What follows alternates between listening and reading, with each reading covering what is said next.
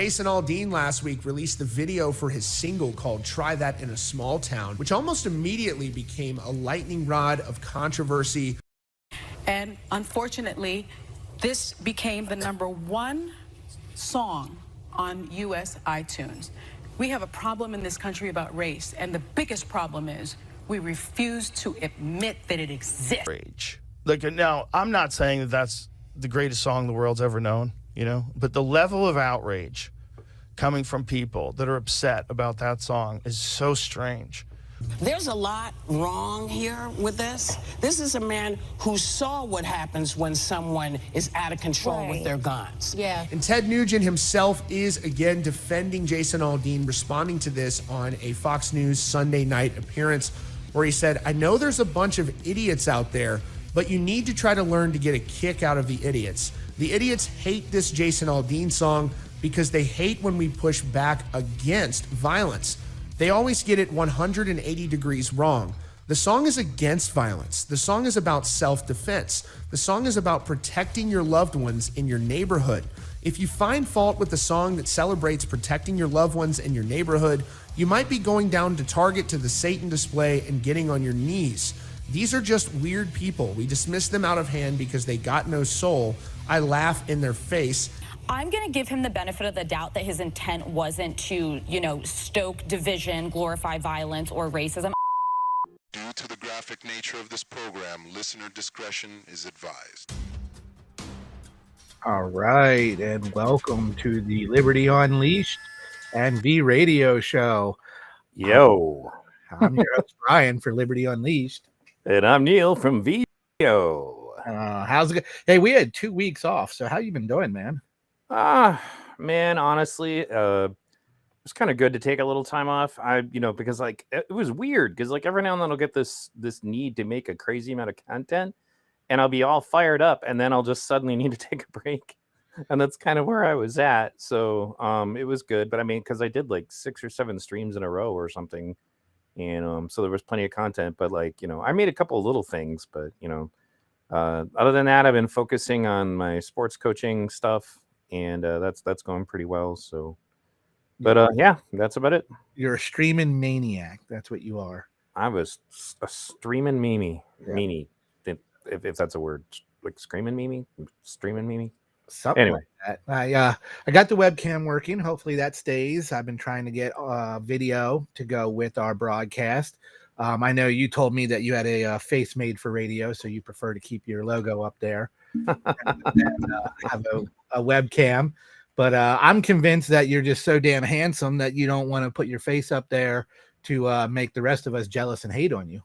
That's actually what it is. That's what I thought it was, but it goes with the Velvet Boys because all the ladies are always like, "Oh, V, your voice is so beautiful and relaxing." It's like if they saw my face too, then they would become my slaves. So it's a moral obligation on my part to prevent my powers from being used for evil.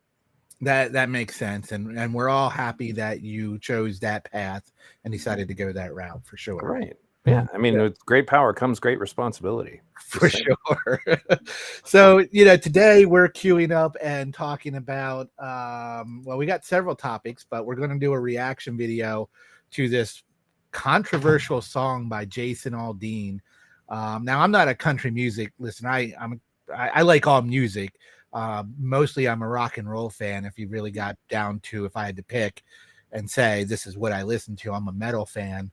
But for me, country music, I grew up, and I'm sure you'll remember this back when the Nashville network was on and you had Hee Haw and shows. Wait, you grew up? You grew up? I know that's a controversial statement. I'm sorry. Go ahead. So, I'm used to, Alabama and Charlie Daniels and Hank Williams Jr. and country singers like that. I never really got into Garth Brooks and Billy Ray Cyrus and anybody after that. So Hank Williams, I do pretty good singing that. It's like, the preacher man says it's the end of times and the Mississippi River, she's going dry. Yeah, I practiced that. Yeah. Great. Thanks for that. Yeah, what can I say? But I actually never heard of Jason Aldean, surprisingly enough, until this controversy. And we're going to play the video here in a few minutes. And I'm going to be honest with you, I didn't even watch it or listen to the song. This is going to be the first time. So this reaction for me, I know what's going on. I've seen all the news. I've seen people on TikTok and other social media either defending it or complaining about it, things like that. You know, the intro video that we just had there, Whoopi Goldberg was on The View. All the people on The View were on there talking, and obviously not really happy with the video. But interesting, you know, the left and the anti-gun crowd here. You know, Jason Aldean, I guess a couple years ago, was in the middle of a mass shooting at a concert or something. Somebody started shooting it up while he was on stage. I think that was the Vegas one, wasn't it? Yeah. Yeah, that was pretty crazy. So, some guy in a hotel was just capping people from, like, I think it was like the 10th floor or something crazy. yeah. I looked at that. But anyway, go ahead. Really crazy. But of course, so, you know, Whoopi Goldberg's stance is now all of a sudden Jason Aldean shouldn't be talking about guns, or, you know, shouldn't be defending people with guns, anything like that. And so, you know, it's interesting that they feel that way and they think that way because he's involved in a mass shooting. All of a sudden he should hate guns, or not defend them. But again, I've never heard this song. I've never seen the video. So that's going to reaction.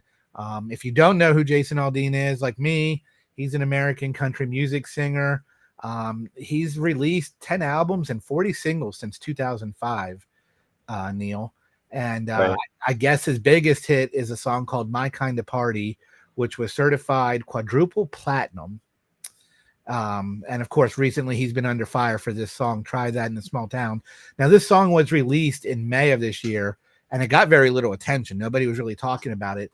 And then I guess around July 14th, the video for the song was released, and that's when all hell broke loose for Jason Aldean. Right. And it's funny that anybody's even still watching videos. They were critical for a while. You had to have a video, like at the birth of MTV. And now MTV is like more or less just reality shows that don't even play music videos like they used to. But I remember like doing chores around my house and having MTV playing because it used to be like a way to actually listen to modern music. But anyway, so do you want to get started on this now? Without any further ado, let's play this thing. I'm curious. I mean, you know, I've heard so much about the song. I want to hear it and see the video for myself now. Now, you guys in the chat, you have to do me a favor. I don't know what's going to happen when we play this. If for some reason it just cuts the stream out, then let me know. And if that's the case, we'll just react to the imagery and then I won't play the song itself. I will bring up the lyrics, though, if for some reason we can't get to listen to it. So in any case. All right, so here we go. We're going to try that in a small town.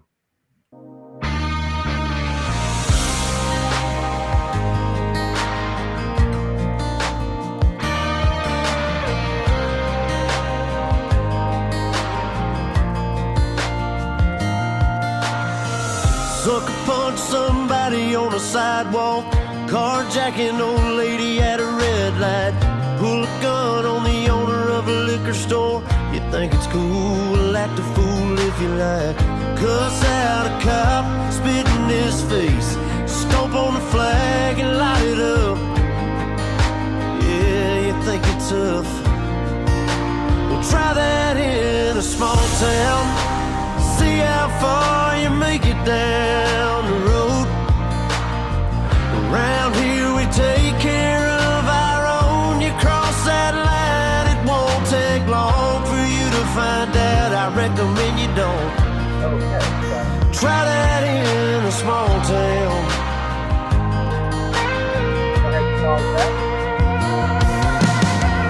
Got a gun that my granddad gave me.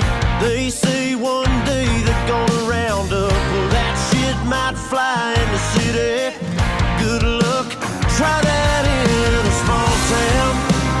See how far you make it down the road. Around here we take care of. Somebody wanted to pause it?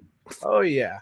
So, okay. So right there in the beginning, you know, as we talk about reacting to this song and everything, again, I didn't hear it before, but I've heard what people were complaining about, you know, the lyrics about spitting on a cop and burning the flag and all this stuff. Now, obviously I don't know if you knew this, but all the footage in there is actual news footage, real footage. They didn't go create the footage. They used real protest, real footage that was out there to be taken and used. Meaning they didn't go into a studio and say, hey, let's create this riot, or let's go to some place and create the look of somebody burning the flag. There was real news footage on there. From my point of view as a libertarian, interesting enough, I do get actually annoyed about people who have a problem with burning the flag, have a problem with you not standing for the national anthem, things like that. That's the part of patriotism that really drives me nuts. From my point of view, it's a cloth. It's a cloth with a symbol on it. If you paid for it, you bought it, you didn't steal it or anything like that. You can do whatever you want with the cloth. I don't see why it's very offensive, and I've never understood that. And I've known people who have talked about it, who find it very offensive, who get really riled up if they see footage or see somebody burning the flag or not standing for the national anthem. I've been to sporting events and I've sat there. Now, I haven't been accosted in any way for it personally, but I've heard about and seen people get, practically in a fight for not standing for the national anthem at an event. The whole Colin Kaepernick thing with him kneeling during the national anthem on football games. This is the part that I don't understand. I know country music is deep with that kind of patriotism. It really is. And I know that that's how they feel. So I get the sentiment about try that in a small town, but honestly, it annoys me that people get that way. I would say, like, my comment on that, I think maybe some of it just comes from my indoctrination when I was in the Boy Scouts, but we were taught to revere the flag, but we were also taught to revere flags in general. Like, if you're going to shit on someone's flag, you're kind of like making a very grave statement about that person. Some of it is also just a reference to like where flags come from. And this is going to bring out the nerd in me, but like flags are part of heraldry and blazon. And like that used to literally be like a representation of your clan or your family. And if somebody were to actively disrespect it, it was generally considered to be a sign of like, you could get killed for that. Like knights would kill each other over that. That's how it should be. I find it interesting in human life that symbols affect us that much, that we care that much about symbols, and that, again, putting them on flags or posters or whatever, it has this huge meaning to us, to the point to where we want to go to war, start a fight, anything like that over it. Well, right. And allow me to finish, just so we're clear that I don't endorse that. I don't think that that's what you should do.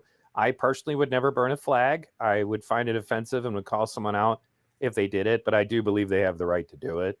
When it comes to kneeling during the national anthem, I actually had to do a video about that because of all people, Ruth Bader Ginsburg, who the woke think is their like superhero, just blatantly stated that kneeling during the national anthem is stupid. Like, if you want to be stupid, you have every right to be stupid. Those are her words. She wasn't even playing around. Like, she still defended their right to do it. But like, even one of their woke icons said that doing that is stupid and offensive and ineffective. Like, so the reason I bring that up is like my personal thoughts about it is just the question of like, should activism be effective?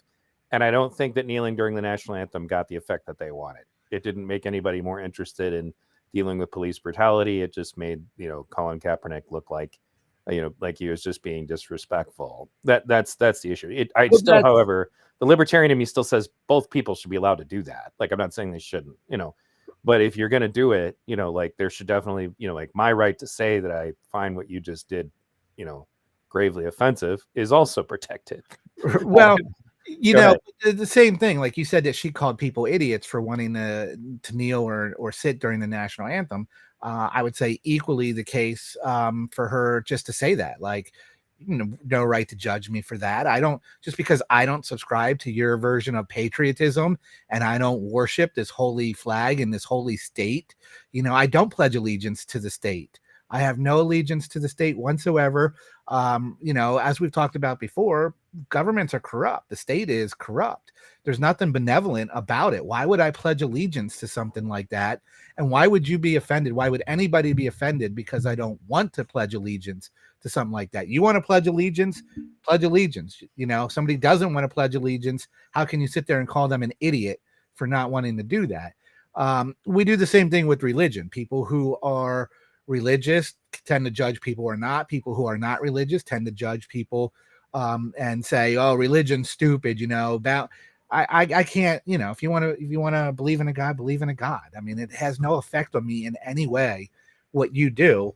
When it comes to that, you knock on my door and want to sell me Bibles, I just say no thanks, have a good day. I just don't find it offensive. I don't find it stupid. I would actually find it more stupid to pledge allegiance to the state, as it is. If you really are paying attention to what the state does, how the state acts, you're pledging allegiance to something that's violent, to something that's corrupt. Is that really what you want to do?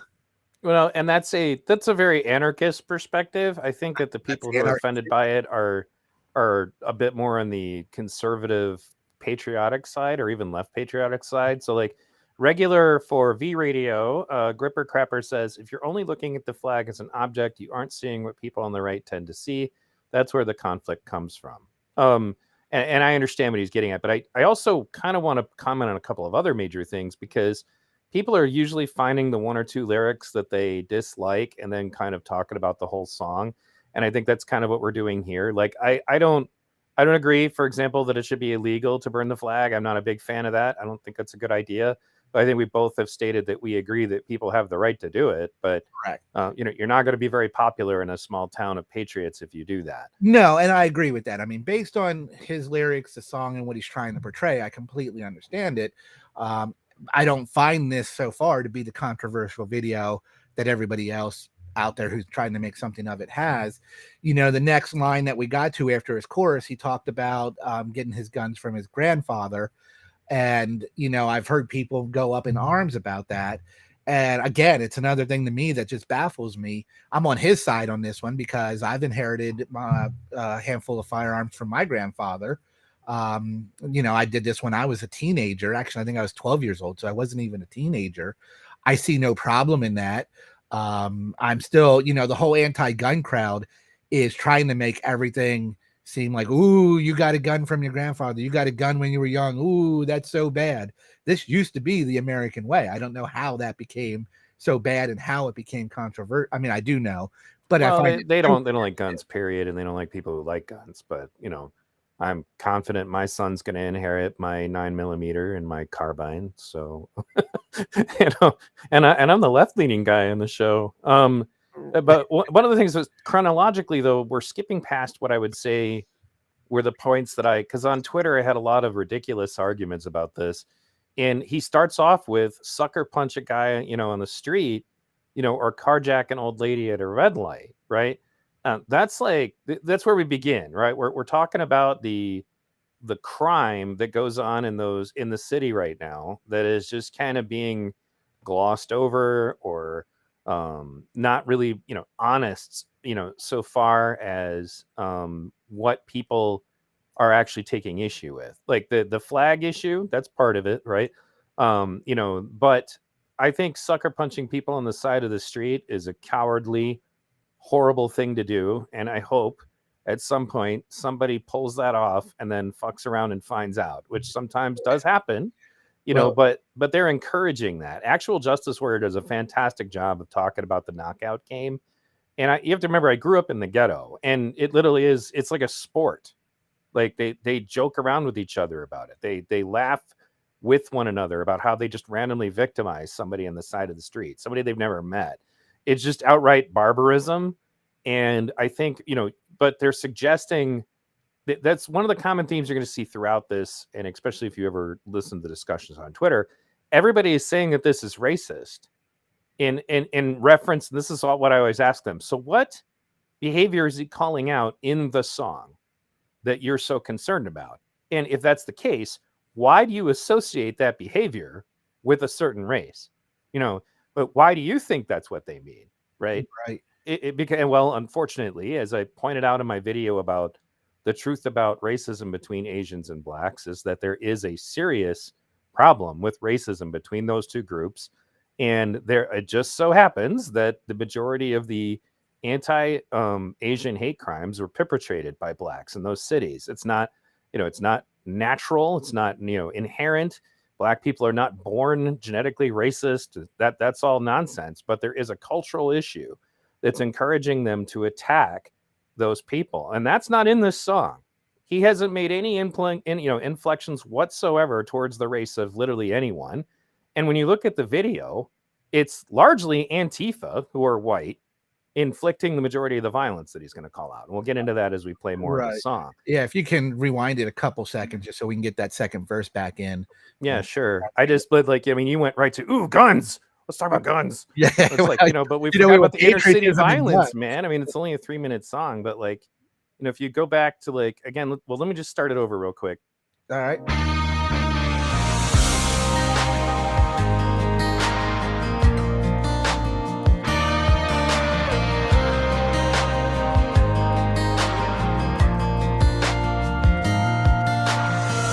Sucker punch somebody on a sidewalk, carjacking old lady at a red light, pull a gun on the owner of a liquor store.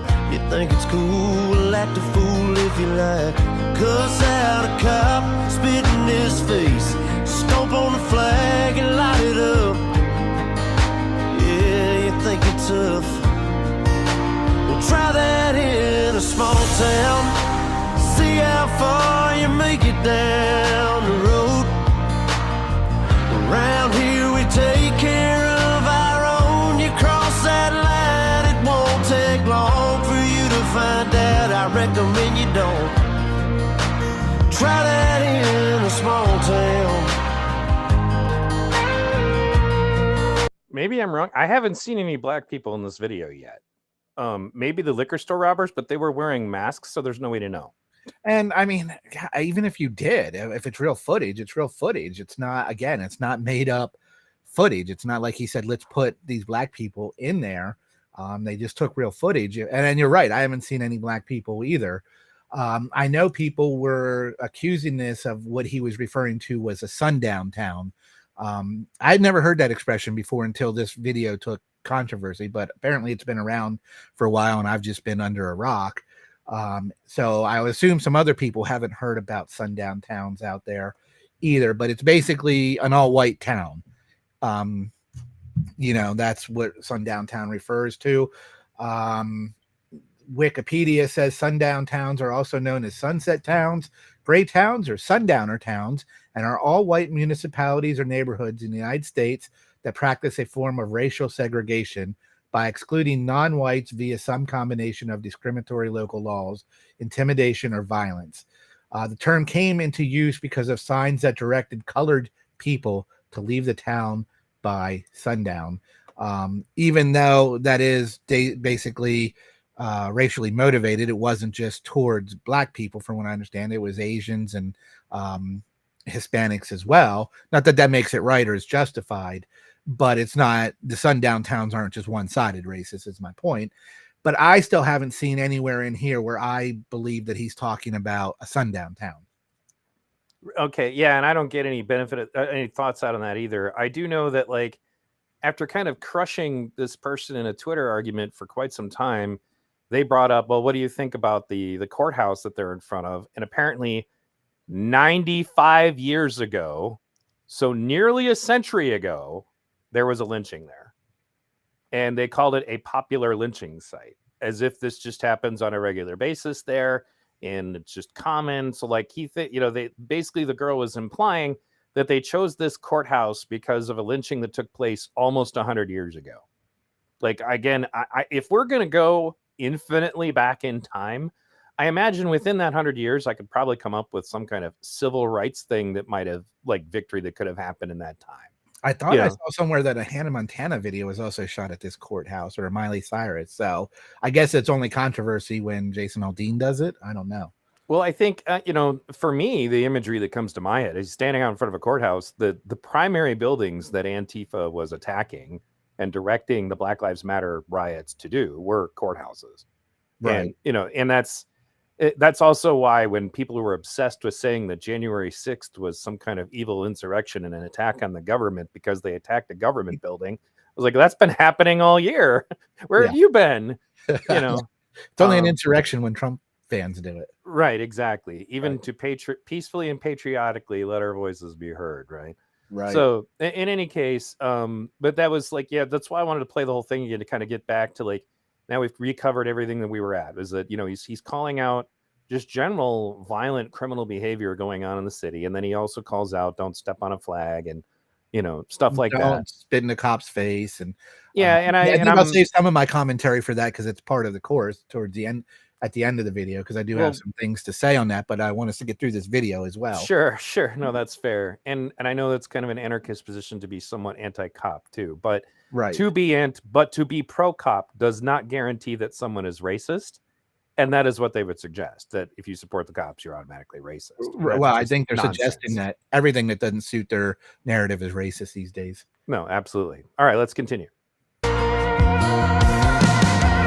a gun that my granddad gave me.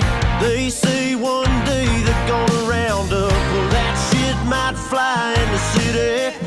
Good luck, try that in a small town. See how far you make it down the road.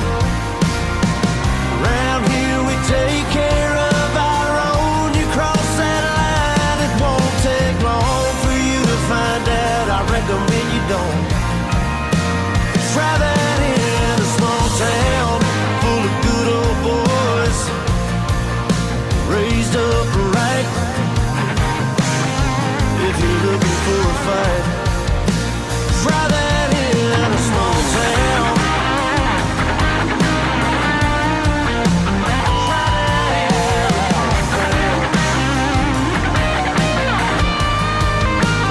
Try that in a small town. See how far you make it down the road. Round here we take care of our own. You cross that line, it won't take long for you to find out. I recommend you don't. Try that in a small town. Try that in a small town. Try that in a small town.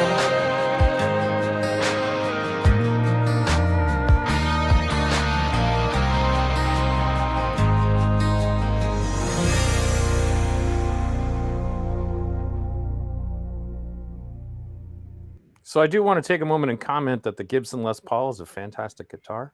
There's something good that came out of that, right? Yeah, it sounded really good, actually. Yeah, but I love the Les Paul. So. You get my personal opinion here. I don't find it that exciting of a song. I mean, it's not something I would put in my shuffle and listen to. It has nothing to do with the message of the song. I'm just talking about overall. I don't find it a foot tapping song. It's kind of boring to me in a way. But that's neither here or there. That's just a personal opinion on personal taste when it comes to that. Now, Jason Aldean issued a statement. This was probably a week or so ago, a couple of weeks ago, whenever 24 hours after all the controversy from this video took place. And in that, he got on social media and he said that in the past 24 hours, I've been accused of releasing a pro-lynching song, a song that has been out since May and was subject to the comparison that I was not too pleased with the nationwide BLM protest. These references are not only meritless, but dangerous. There is not a single lyric in the song that references race or points to it, and there isn't a single video clip that isn't real news footage. And while I can try and respect others to have their own interpretations of a song with music, this one goes too far. As so many pointed out, I was present at Route 91 where so many lost their lives and that our community recently suffered another heartbreaking tragedy. No one, including me, wants to continue to see senseless headlines of families ripped apart. Try that in a small town for me refers to the feelings of a community that I had growing up, where we took care of our neighbors, regardless of the differences of background or belief, because they were our neighbors and that was above any differences. My political views have never been something I've hidden from, and I know that a lot of us in this country don't agree on how we get back to the sense of normalcy where we go at least a day without a headline that keeps us up at night. But the desire for it too, that's what this song is about. Sorry about my reading at the end there. It's kind of getting down on the page where I had trouble seeing. But, right. And he I would said that think on that Twitter. I don't know why, but it was not visible, but I remember reading it. So, It, but yeah, anyway, go ahead. I would think that if he really meant that he was for lynchings and that he was for racism and he wrote a song that was for that, that he would stand by it and stand proud and be like, yeah, I don't like these people and I want to see this happen.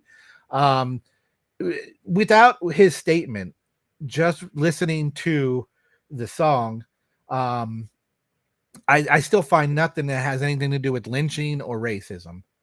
Right. Me neither. And the funny thing also, like one of the conversations I was part of on Twitter was started by a couple of black conservatives who literally videoed themselves dressed like country people singing along to the song because they liked the message. But, you know, living in small towns quite a bit lately, the people of color that I meet largely brought their family there because they were sick of the bullshit in the city.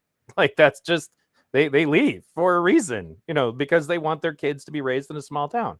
Right. You know, and when they say we protect our own, like, because this actually came up on a Facebook group of a community I used to belong to, and there were people of color who were like, no, I wouldn't appreciate it if you showed up in our town and started burning it down, and I'd be out and outside stopping you right next to the rest of the people who live here. And it ended up just blowing up in the person's face by trying to suggest that that small town was racist. Like one of the wrestling state champions out of that town that everybody treats like a hero is a black kid. So it was like, but they need to see the evil white supremacist boogeyman everywhere they go. Like it's, you run into this personality that it's like, whether they're rage addicted or just that being oppressed is part of their identity, that they need to, you know, that it fuels them, that it motivates them every morning to get up and look for how in some way anything has offended them or is an attempt to oppress them. You know, that's a mentality you can get caught up in. And that's what you end up doing when you start like you got to imagine people watched that video and then decided, let's go research every little aspect. And then they came up with 95 years ago, there was a lynching at one of the locations in the video. Like, right. What mindset are you in? That's a great question. You know, music always comes with controversy. You and I growing up, I think I could, without even saying the name, just tell you a famous hip hop band that was full of a lot of controversy for their lyrics. I'm guessing you'll be able to spit it out real quickly on who I'm talking about here. Are you implying that we are straight out of Compton? That's exactly who I'm saying. Right. You know, one, I guess racism is okay if you're not white. So if you're racist, from the rap band people, that was called Nice People with Attitude. Nice People with Attitudes, right? And you know, very misogynist, very sexist, misogynist lyrics to it. Incredibly, yeah. It's by far the most misogynistic music I've ever heard in my life. Which is why the strange bedfellows of the left is what I usually say when the woke left in particular finds themselves completely blind to these aspects of things, because they are obsessed with the misogyny and literally everything else around them, the third wave feminists meaning, but for some reason have zero problem with gangster rap, where literally women are totally objects, men are completely like encouraged to be players, which means lying to as many women as possible and sleeping with them. Like, it is a horrible message, you know, and it leads to so many problems in the inner city when kids try to emulate it. Right. And, you know, there was a lot of controversy. Obviously, it didn't go without its controversy, which I think was the point I was making here, that every heavy metal has had its controversy to it. You go down the list: country music, rap music, metal. They've all had at some point some artist or artists that come out and say and do stuff that's controversial. In some cases, I mean, that's what sells. So you're somewhat encouraged to do it in the industry. Like, hey, you know, you need to get people really going, oh my God, did he really just say that? Because that's how you stand out and sell stuff in the industry, without a doubt. Again, this song didn't really have anybody talking about it until the video came out. And then that really fired people up because of the footage that went with it. Now, watching that video, I would repeat that I still don't personally find anything. Everybody interpreted different, but I don't understand how. And yes, you're okay. You're allowed to interpret stuff any way you want. I'm not going to say you're not, but watching the ladies on The View and their interpretation and passionately claiming that this is a racist video and that he purposely wrote a song to spark racism and division, I cannot see in any way where they got that out of it. What I got out of the song is exactly what you said earlier. Fuck around and find out. Right. Ironically, people are making Kyle Rittenhouse memes saying, I remember when somebody tried that in a small town. And ironically, that is kind of the example, because the community of Kenosha had finally just had enough, and the city was like not getting involved. The cops were ordered to stand down. So a group of armed people went out to protect their property. They left it, at that. And, but this is what I kind of got out of all of my arguments. For one thing, they want opposing riots to equal racism. If you have any negative thoughts about the 2020 riots, you're racist. It can't be anything else, but you're racist. So they want that to be racism. They want any kind of patriotism to be racism, and they want any kind of I like owning my guns to be racism. That's just they never want to spit that out. They're not going to tell you that you're racist for opposing riots. But that's why I always ask them the tough questions. I say to them, so what behavior in the video do you associate with a specific race? And why would opposing the behavior in the video or in the lyrics of the song, other than maybe obviously we've been over the issue with the flag and all that, right? But so why are you against people saying don't mug people, don't randomly sucker punch people on the street? Don't try that in a small town. Is there some reason we need to endorse that behavior, the whole sucker punching people on the street, that this is like a critical freedom of yours? And they always try to say, well, no, what they're trying to say is if you try to, have a BLM protest in our town, we're going to do something about it. I'm like, well, that's interesting. So are you acknowledging that BLM protests are violent riots that might involve sucker punching people and carjacking people? Is that what you're suggesting? And of course they don't want to spit that out. But at the end of the day, these people don't want to talk about the riots. And the reason why is because it's against their narrative. But but they still, however, like to try to make it out that was what they call an uprising, that they try to glorify it. It's like, I was so mad that rapist who was breaking a restraining order against his rape victim, when the cops arrived and he resisted arrest with a knife and tried to leave in a car with the woman's kids in it. I'm so upset that guy got shot in the back, that the only solution that I have would be to walk down the streets of Kenosha, systematically burning down buildings, attacking random people like an old man. We're going to break his jaw because he's trying to put out a fire in the furniture store that he built. And that will make me feel better about the cops shooting a rapist in the back. The whole thing makes no sense. It certainly didn't improve race relations, and it definitely is not going to solve any issues about police brutality. Right. And there's, I think, separate issues there as you're getting to. There's police brutality, there's racism, and there's response. I mean, response is part of the issue and how they're responding. I was young when the Rodney King happened. When I saw that, I thought it was the worst thing that cops could ever do to somebody at that time. That's the footage that I saw because I was young and didn't have a lot of experience seeing what cops do. And it made me lose a lot of trust for the police, even at a young age. When I saw the response to it, I thought it was the most ridiculous thing I had ever seen. I didn't understand why they were tearing apart the city, burning down shop owners, why they weren't at, the police station, tearing apart the police station, tearing apart the mayor's office. I couldn't understand it at a young age and comprehend. Why would they go down the street and take this out on their neighbors, the people that they go shopping at the store to, the people that own the business in their community and essentially help the community. If you're mad at the cops, go turn over cop cars, go throw Molotov cocktails at the police station itself. So both things to me were watching that at a young age were ridiculous. The cops doing what they did to Rodney King, absolutely ridiculous. The people's response to it, absolutely ridiculous. And I thought, man, maybe we can evolve beyond this. And then Kenosha happened.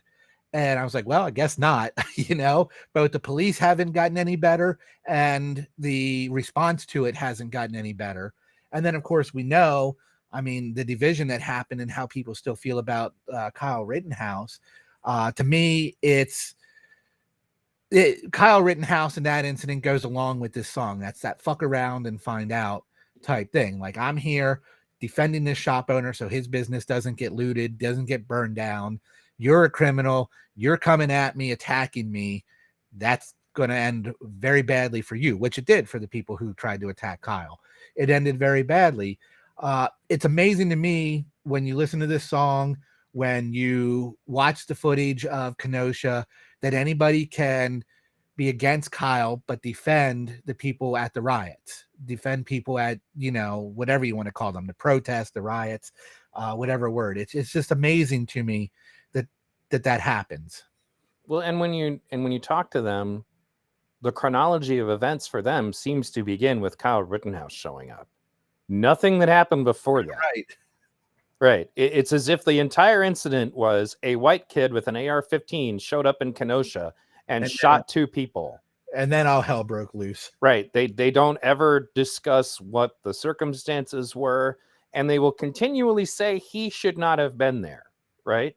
But the rioters should have been, apparently. And then they were obsessed with he crossed state lines. I did a video about this because well over 100 protesters / rioters were arrested, some of which from as far away from as Oregon State. But it's only important if Kyle Rittenhouse crossed state lines, right? The whole thing was just ridiculous. And when you bring up LA, that I did a video also just analyzing the science, because this is scientifically proven. It's not a matter of opinion that these riots destroy local economies, cause more poverty, more unemployment, and then in turn, therefore, more crime, and also, therefore, more police shootings. Literally nothing has been accomplished from any of them. And LA is still an economic crater and just keeps getting worse. And because nobody's going to want to, in the scientific study that I quoted in my video, they compared for example, the rebuilding of, I think it was Miami after a hurricane, right, to the recovery of LA or the lack thereof. And what it comes down to is this: if you decide as a community that you reserve the right to destroy random property that has nothing to do with your grievance, nobody's going to want to invest in that place, right? But why would you open a business there?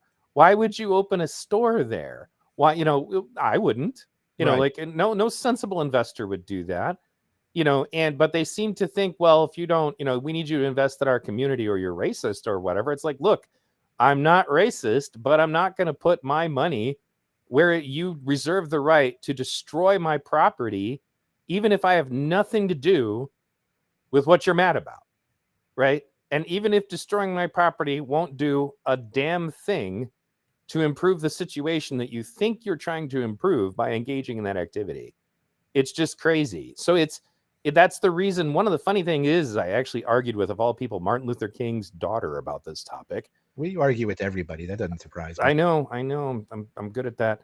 And she tried to imply in some way, indirectly, because they all do this, they try to rewrite history about Martin Luther King. He was very articulate about why he opposed riots. And it wasn't just that it's wrong. He said that it causes more problems than it solves. And he literally described all of the things I just mentioned. It doesn't do any good for your community to do those things. So ironically, that's why I always come back to this, is that the more I look at this every day, it seems to me that whomever is manipulating the current brand of racial activism is diabolically racist, because everything that they're suggesting to people of color to do to liberate themselves will only hurt them. None of it is helpful. They won't spend any time trying to help the community in the way that, for example, Pastor Corey Brooks, one of my previous guests, he's a pastor in Chicago, like deep in the worst part of the country as far as crime. And his activism is focused on getting kids jobs and getting them educations and keeping them out of gangs. And that guy struggles for funding, right? The Black Lives Matter, they got $1 million mansions for, essentially being the ambulance chasers of the racial justice movement. Well, and they didn't even give any of the money, from all the reports I've seen, to the causes they said they were going to give it to. They just took the money and bought mansions with it. Right. I live in Pennsylvania now. I live in suburban area, which is outside of Harrisburg, which wouldn't necessarily be considered a small town unless you compare it to Philadelphia or New York City. Then we'd definitely be a small town. I've lived in California. Where I lived out there was Oakdale, and that was definitely a small town. I've lived in New Mexico, and I've lived in both Albuquerque, and then I lived in small towns on the mountains of New Mexico. And living Albuquerque would have been the biggest city that I've ever lived in. Albuquerque was flooded with gang violence, a lot of gang violence. In fact, I've seen my share of drive-by shootings living there. So going back to his song and that message, it doesn't, Albuquerque got to drive-by shootings. These small towns out there didn't deal with it and didn't have to deal with it because it's different. In Philadelphia, for example, Albuquerque, all these places, and as much as a lot of people are probably going to hate that I say it, they're very liberal. And very liberal means they have very strict gun laws, which means law-abiding citizens don't carry the guns, just the criminals do. You get outside these cities and you don't have these strict gun laws, and the criminals don't go there and commit crimes. Again, we're back to the fuck around and find out. Right. But it's not just that. It's the sediment, the small towns. You have that degree of separation. Everybody knows everybody in a small town. Okay. You go into the grocery store, you go into the local bar, you know everybody there. They're all your neighbors, essentially. And yeah, so what he's talking about is that feeling of looking out for each other, because it's not just some random stranger doing something. The cities have so much of, and I don't think mankind's meant to live in big mega cities like New York City, like Philadelphia, like Los Angeles. I really don't think we're meant to do that. I think we're meant to be small town, small village people. And, you and I have talked about that plenty of times, how it's much easier to manage government at that level, whether you want to be an anarcho-communist or an anarcho-capitalist. It's going to be much easier to accomplish on a small scale. You try to do it on a big scale. I would never want to be the mayor of Los Angeles or Philadelphia. Right. I don't ever want to be a mayor in general, but if I was choosing where I'd run, I would definitely pick a small town. It would be so much easier to manage and be part of that community than a big town, because these big cities, I mean, it's another day for them. A drive-by in Albuquerque was just another day, another hour, right? Nothing else. You know what I mean? Well, and that's the funny thing is, and that's a big deal. You get to a big city, and that's like, yeah, we see that every hour. Well, right, and that's why I grew up in a big city ghetto. And Pontiac is one of those cities in Michigan that was essentially abandoned by the audio industry, so it just turned into nothing more or less after the fact. It's like like an old copper town or something. It's just sitting there and desolate. But crime shot up, and when I realized I wanted to raise children, ironically, the guy with the Bernie Sanders sticker on the back of his car, chose to move to small country towns because I knew my family would be safer there, and the reality is, if there was ever to be a problem, I'm very confident that I could count on my community to help me protect my family from rioters or whatever else. When you get into the bigger cities, it's the people don't have those same relationships. Like you said, everybody knows everybody. And that's why any intentional community works better when it's smaller. People need to be accountable to each other. I think that our society has, quote unquote, evolved, and I put that in quotes for a reason, that you don't know your neighbor anymore, right? You don't know, even you probably don't know who your city council is. You don't know who your school boards are until now. Like, people are starting to realize, man, being asleep on the wheel in local politics didn't work out so great for us, but now they're running for elections in these smaller positions and directly affecting their communities. So, right. The police work in the large towns. I know, my uncle, I was a child, so this was 80s, maybe early 90s, went from New Jersey to New York City for whatever reason. I think it was work. While he was doing whatever he was doing, his car got stolen. So of course, naturally call the cops come out, take a report. And in the questioning of, is he going to get his car back? They basically laughed like, yeah, right. The amount of cars that were stolen and there are stolen in New York City, and the resources that the cops have to get them back, basically the cop would be like, you'll be lucky if we find it. And if we do, it's most likely going to be beat so bad, you're not going to want it back anyway. Right. Again, these things don't happen like that in a small town because there's not too many places you can run and hide once you do something like that, like you can in a big city. But going again back to this video, if I was to break it down from an anarchist or libertarian point of view, I definitely don't see it as a song that was written about race or lynching or anything like that. I can see it as a conservative, a right-wing country singer who is very patriotic, singing about a part of the country that he loves and wants to see thrive. I have issues, as we talked about, with patriotism and with, people getting upset about burning the flag. I have the same issues with the defund the police. It's not as an anarchist or a libertarian that we're not fans of police. And obviously, if you're an anarchist, you're not a fan of any authority out there, any government agent, any government authority. What I don't like is when these Antifa people get labeled as anarchist. It's absolutely wrong. They are not anarchists. They are the complete opposite. They'd probably be communists, the type that are trying to start trouble, to incite riots, to install different type of government that's not a good free government, And as you pointed out, most of these wanted to defund the police so they had free reign to commit a crime. Anarchists don't want police around because we don't like people telling us what to do and how to live our lives. Not that we want to commit crimes. There's a complete difference there. However, and what I find problem more so with the conservative side of things is that you're supposed to give policemen some special kind of respect that other people wouldn't naturally get.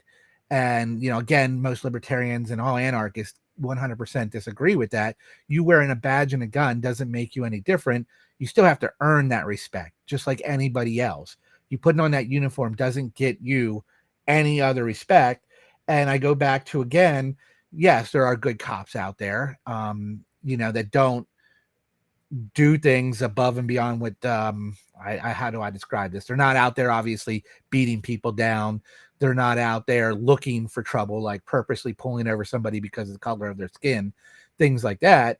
But the bad cops overshadow whatever would be of a good cop, and they make the point to any anarchist would try to make, that this is what you get when you have agents of the government going out and doing that. There's so many laws out there that I don't think, again, trying to be a cop and remember all the laws and remember everything is quite impossible. And then you have to essentially, if it's traffic violations, you're essentially extorting people for a victimless crime and then saying, well, our job's tough. Everybody gets mad at us. Well, of course, I don't want to start handing over money for I didn't stop at the stop sign for 5 seconds. It was only 3 seconds. And now you pull me over and start asking me all these questions. Where am I going? What's in my car? All this stuff. And by the way, here's your $150 fine. Come on. In mankind society, I think we can do better than that. And so if we want a police force, that's one thing. I think, again, we can do better. We can stop having them harass people over small victimless stuff. War on drugs, horrible. You want to start busting people for smoking a joint, you're going to get people pissed at you. That's how it's going to go. You're going to get people saying, I hate cops because of that kind of thing. They're acting as government agents to the politicians, and it's not going to end well. So let me kind of clarify a couple of things. For one, like even in my personal brand, like, Jacques Fresco, for example, I would call him an anarchist in his own way because he wants to evolve past the need for a state. But the key point is evolution. And the reason that I can't go along with abolish the police, particularly the people who are pushing for it, is a black individual who I'm friends with named Robert, who used to go to these protests and just quietly listen because people will say things in front of him as a black man that they may not say in front of other people. I said, so what do you think of the abolish the police crowd? And he's like, well, they usually come in one of two forms. And I said, well, who are they? He's like, well, one, people who are utterly naive about crime. Like they have no idea what they're talking about. They've never seen a drive-by. They don't know what it's like to live where we live. They're, often like spoiled white kids who think they know the hood because they drove through my neighborhood once to go to a nightclub or a concert or something. He's like, and I said, so what's the other group? And he says, criminals. And I laughed. I was like, what do you mean? He's like, just people who are career criminals that I know. Of course, they want to abolish the police. And that's when he made the comment. He's like, you know, because he watched my videos, he said, has it ever occurred to you how odd it is that of all the random people that Kyle just happened to run into, that every one of them was like some kind of crazy felon, dangerous criminal? Of course they want to abolish the police. So if you want to get to that point, one of the major things that Fresco points out is that you have to have a serious evolution in the way people interact with each other and a change in their values before you can do such a thing. You and have to, well, just to finish, you know, the anarcho-communists and Antifa, generally when you try to talk to them about this stuff, because I want to be clear, there are a lot of anarcho-communists who do not claim them, who think that they are nuts. Like, you know, but most of them, they live in this weird, bizarro world where, one, they think they're going to replace the police. Like when I talked about it when I was on one of their private forums, because you can sneak into them sometimes, you know, they said, well, I said, well, what are you guys going to, you know, like, abolish the police is interesting and all. What are we going to do when the cartel shows up to fill the vacuum? Because they would. And they're like, oh, well, what do you think we're going to do? What, you think us Antifa militants are going to stand down? And I'm thinking to myself, no, what I think is if you try to throw bottles at the cartel the way you do at cops, they're going to show up at your house and cut your head off and then start human trafficking your mother and your sister. That's what I think is going to happen. They don't have any clue what they're talking about. They don't have any concept whatsoever. And in many cases, they don't really think it that far out, you know, and that's why if you start asking questions like that in an Antifa forum, you'll get banned really quick. So I try to avoid Antifa forums. Right. I'm investigating, you know, like, but you know, I mean, that's what I said. If you're going to have a police force, you can do better. There's, you know, first of all, the politicians have war on drugs, war on crime, war on poverty. There's all these wars, which essentially equal war on the people. And they're expecting the cops, the law enforcement, to be part of this war. And it's not just about traffic violations. You know, again, it's profiling, it's everything. It's, you know, walking down the street with a hoodie on at night, and all of a sudden somebody pulls over and says, where are you going? Why are you doing it? You look suspicious. We can do better than that. And if you're going to have a police force, which again, you know, as an anarchist, I'm just not for that kind of authority. I would say you still need to have a better police force and not just accept it for how it is now. Because let me make a quick comment on that, because I don't want to forget this point. But it also comes down to the police should work a lot better in a small town too, because they're directly accountable to the people that they're policing because they're elected. Like usually in the small towns, you deal with the sheriffs and less of police. You deal with county sheriffs. And if you did deal with if you have a chief of police, then he's appointed by the mayor, who's directly accountable to your small town. Right. You know, anyway, continue. Well, and that's the point. Like, you know, you talked about cartels buyout and bribe police officers all the way up to the top of chief of police. So these guys are not anything where they are always there looking out for the citizens to serve and protect. It's usually quite the opposite that's happening with that. And, you know, you talk about, you know, the hood, the ghettos, and the gang violence and everything. In Albuquerque, you could see a shootout happen, and a half an hour later, still no cops show up. So it's not like they're just out there like waiting for the call. Like, got a crime? I'll be there. You know, it's not happening. It's not working the way that people who defend having the police think that it works, because it has not been working that way. And I think that it's important also always to remember the scale of what we're discussing. But like, you know, Albuquerque, don't you guys have like a huge cartel problem, or is that just a Breaking Bad thing? Yeah, I mean, because it's a big gang-ridden area, so yeah, it's a huge cartel problem, right? Without a doubt. Which means, again, it's, you know, there's aside from violence, there's money flowing in, which means bribes, politicians, cops, everybody being bribed.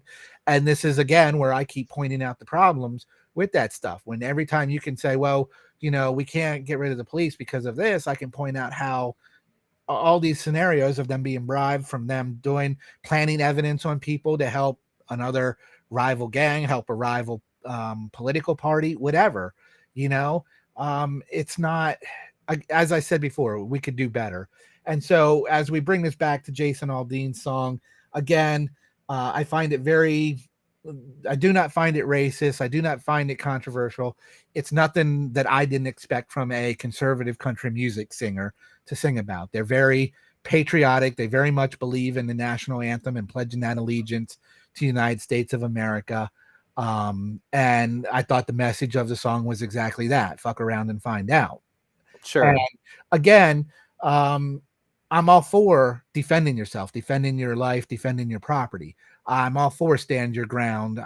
Laws I'm not for, but I live in a state that has stand your ground, quote unquote, laws, as it should. There either shouldn't be a law or it should be specified that you're allowed to do it. Either just don't make it a law at all and say it's understood that you're allowed to do it, or specify that you're allowed to do it. Either way, I'm for you defending yourself and defending your way of life, assuming that you don't hurt other people, that you don't take the life, liberty, or property of somebody else. I'm all for live and let live. Well, and then I would say that I guess I didn't, and I realized I didn't clarify the end of that, was just to say that if you want to get rid of the police, then you have to have a viable solution that actually is going to work. And there are a lot of things that have to change about the way our society interacts with each other to make it really practical. That's where the problem is. And these guys, they don't acknowledge that. They just want to throw a lever. They think that Chaz Chop was proof in some way of their concept, even though the Chaz Chop police literally shot an innocent man and wounded a 14-year-old boy. So they weren't any better at it. And then there's this hilarious clip I did a video about, because the George Floyd Memorial no-go zone was a no police zone. And there were all these journalists, standing in front of the memorial doing, a thing. One of them was actually a BBC journalist, a British journalist. He's like, and then they're talking about passing extensive police reform, and a gunfight literally breaks out right behind the guy, like live on television, right? And then they interviewed a bunch of people in the area, and like the local business owners, many of which were black, I might add, were totally upset that there was no police presence because their businesses were getting robbed constantly. So like, if you want to make statements about turning off the police, then you have to have some kind of viable alternative. And I think that there's a lot of aspects of that I don't think many of these activists are aware of. And in many cases, like I remember one of the Antifa guys I talked to just said, well, the cartels will be on our side. I'm like, you really have no idea who you're talking about. Right. Like, I mean, go look at El Salvador. Like, I just watched Actual Justice Warriors thing about that, and I was just enraged. Like, the MS-13 cartel literally at one point told the government, you're going to do what we want or we're going to make you pay for it. And what make you pay for it was they sent out their soldiers to randomly shoot innocent civilians. Like one of them was a mom pushing her baby carriage. At that point, I'm like, you know what? Screw your concerns about the human rights violations against the cartel members. Declare war. Like, if you're going to be an organization that shoots innocent people to get what you want, that's why I said Antifa has no idea what they're talking about. The level of barbarity that they'd be inviting into this country if they ever got what they want is not something that's going to get stopped by a group of kids in black hoodies, with baseball bats. Yeah, and Antifa's not a grassroots organization. It's a paid for by somebody, I would say George Soros, but I have no actual proof of that. But this is a shill, a tool, that group. They're not actually anybody with any real thoughts of their own and real political ideology. Like you said, most of them are probably criminals who just want to keep committing crimes. And that's it. They're really should not even be talked about in the news. Everybody should ignore them so they go away. But as you talk about, if you're going to say get rid of the police, you better come up and talk about a better solution. I can tell you, being a libertarian for the last 15 years or however long, that nobody wants to listen to other solutions. They tell you that. They say, come up with a better solution. They say the same thing for roads, for education. As libertarians talk about privatizing things, the minute we use that word, it's shut down. Like, oh, you can't do that. That won't work. People don't even want to hear or listen to that side of it and how you could make it work. Does that mean it would be 100% perfect? No, I would never claim that to be the case. Nothing's 100% perfect. Human race is a violent race. We have a lot of violence in us, and there's nothing a libertarian, an anarchist, or anybody with good intentions can do to take that out of the human race 100%.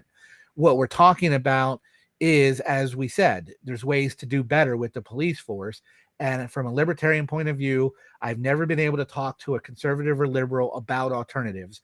The system we have now is a system people are used to, and that's what they want to hear. How can you make it better in the system we have without changing the system we have?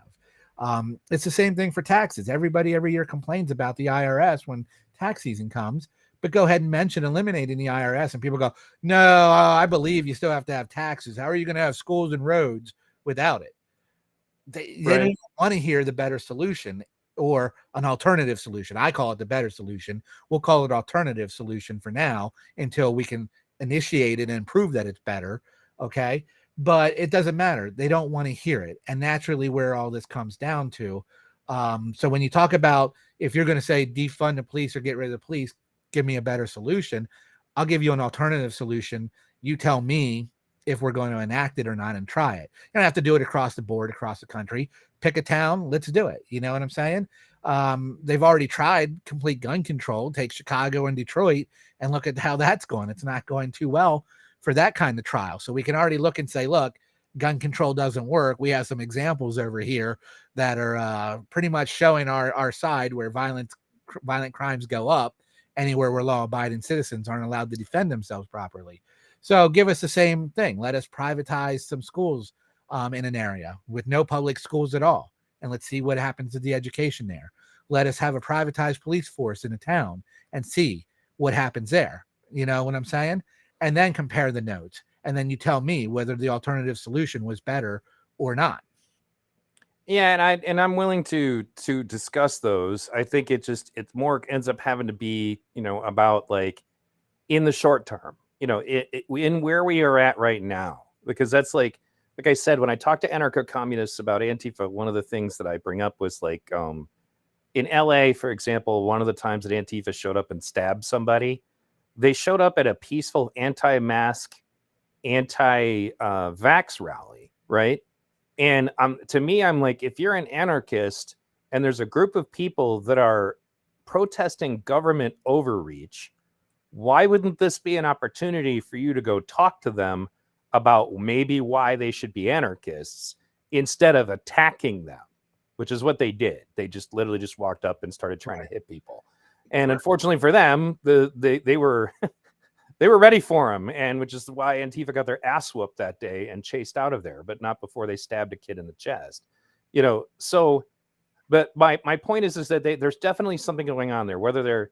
Do I believe that they're all paid by the government? I think what's going on there is that there's a cult kind of mentality, and I do think that there are some true believers among them, but I also definitely believe that the government is in some way involved. But in the same way that we saw on January 6th, in the same way that we saw with the Gretchen Whitmer kidnapping, and that's, I actually just did a show about this because Glenn Greenwald was pointing out that, all that stuff you and I were worried about when the Patriot Act passed is starting to come to fruition. Look at that. Crazy conspiracy theorists, right? Right, exactly. Talking about. Right. When I was looking into the Jason Aldean song for this show, and I make those intro videos, so I have to go on YouTube and find content for that.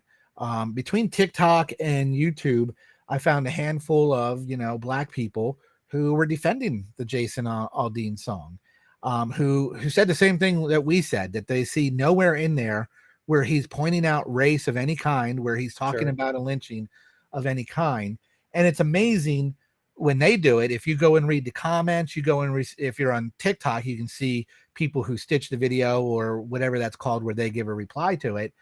One Black person says, look, you guys are wrong. This video isn't about race. It isn't about lynching. They get called all kinds of stuff. Uncle Tom, whatever all the other names are that say you're a Black person who's sympathetic or supports white people. They get equally blasted as you and I would get blasted for that. Right. That I find that very interesting, which means that what it is it's just complete agenda driven. It has nothing to do with that person thinking for themselves when they go after that person. They're part of some agenda that they want to see happen. And so therefore, they're not going to listen to reason. They're not going to listen to other people interpreting that in any way that's different than what they feel that video is about. This one girl, she was a Black girl. She was really going off. She was just really saying how this is the most racist song she's ever heard. And I'm thinking, really?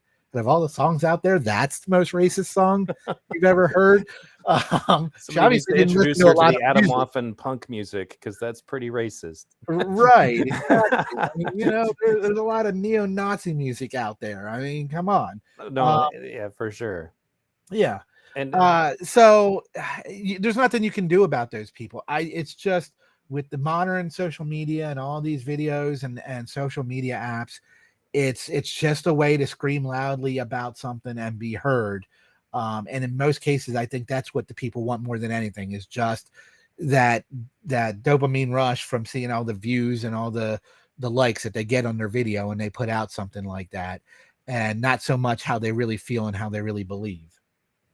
Right. And I guess to cap that off, because we also are going to be talking about RFK today, I would say that what I observed the most about it is that there is not a sufficient amount of racism to meet the demand that these people, particularly race grifters who make their money on this issue, there's never enough of it. So the supply is not meeting the demand. So they need to make things that are make things racist that are not, anytime they want. You know, I mean, and they need to be able to have ways to generate more of it. So that's why I said earlier, if you've got to go 95 years into the history of somewhere to find some justification for your theory that this supposedly is a racist song and was written for racist reasons, you know, then maybe you should rethink your life. Maybe you should rethink, you know, your purpose. These are the kinds of people that if they want someone canceled will go into literally 10 years of their Twitter history, right, to try to find something. So, you know, in the end, I don't believe it's a racist song either. I do totally live in a small town, because if, you know, people tried to do those things where I live, it would not go well for them. That was a choice consciously that I made. And I don't think in any way that it's racist to not, you know, to oppose rioting. I don't think it's racist to oppose sucker punching people on the side of the street, you know, because you think it's funny. And I don't support carjacking, and I don't support robbing liquor stores. There's so many behaviors that were called out in that song, you know, that they are saying it's racist if you call these things out, which again, like I said earlier, kind of comes back to, what are you implying? Are you suggesting that black people sucker punch people? Are you suggesting that black people carjack people? Are you suggesting that Black Lives Matter riots were violent and had fires and burning? Because if you're saying that, because I haven't said that, the lyrics don't say that, you know, there's nothing about the song that says that. So if you're saying that, what are you implying, right? You know, about the people in question. That's what I'm saying. They could have picked the least controversial song to make the most controversy out of. Right. Today. I mean, it's just amazing. I can't, to the amount of time that we spent reacting to this video, because of everybody else out there talking about it and making it some big deal.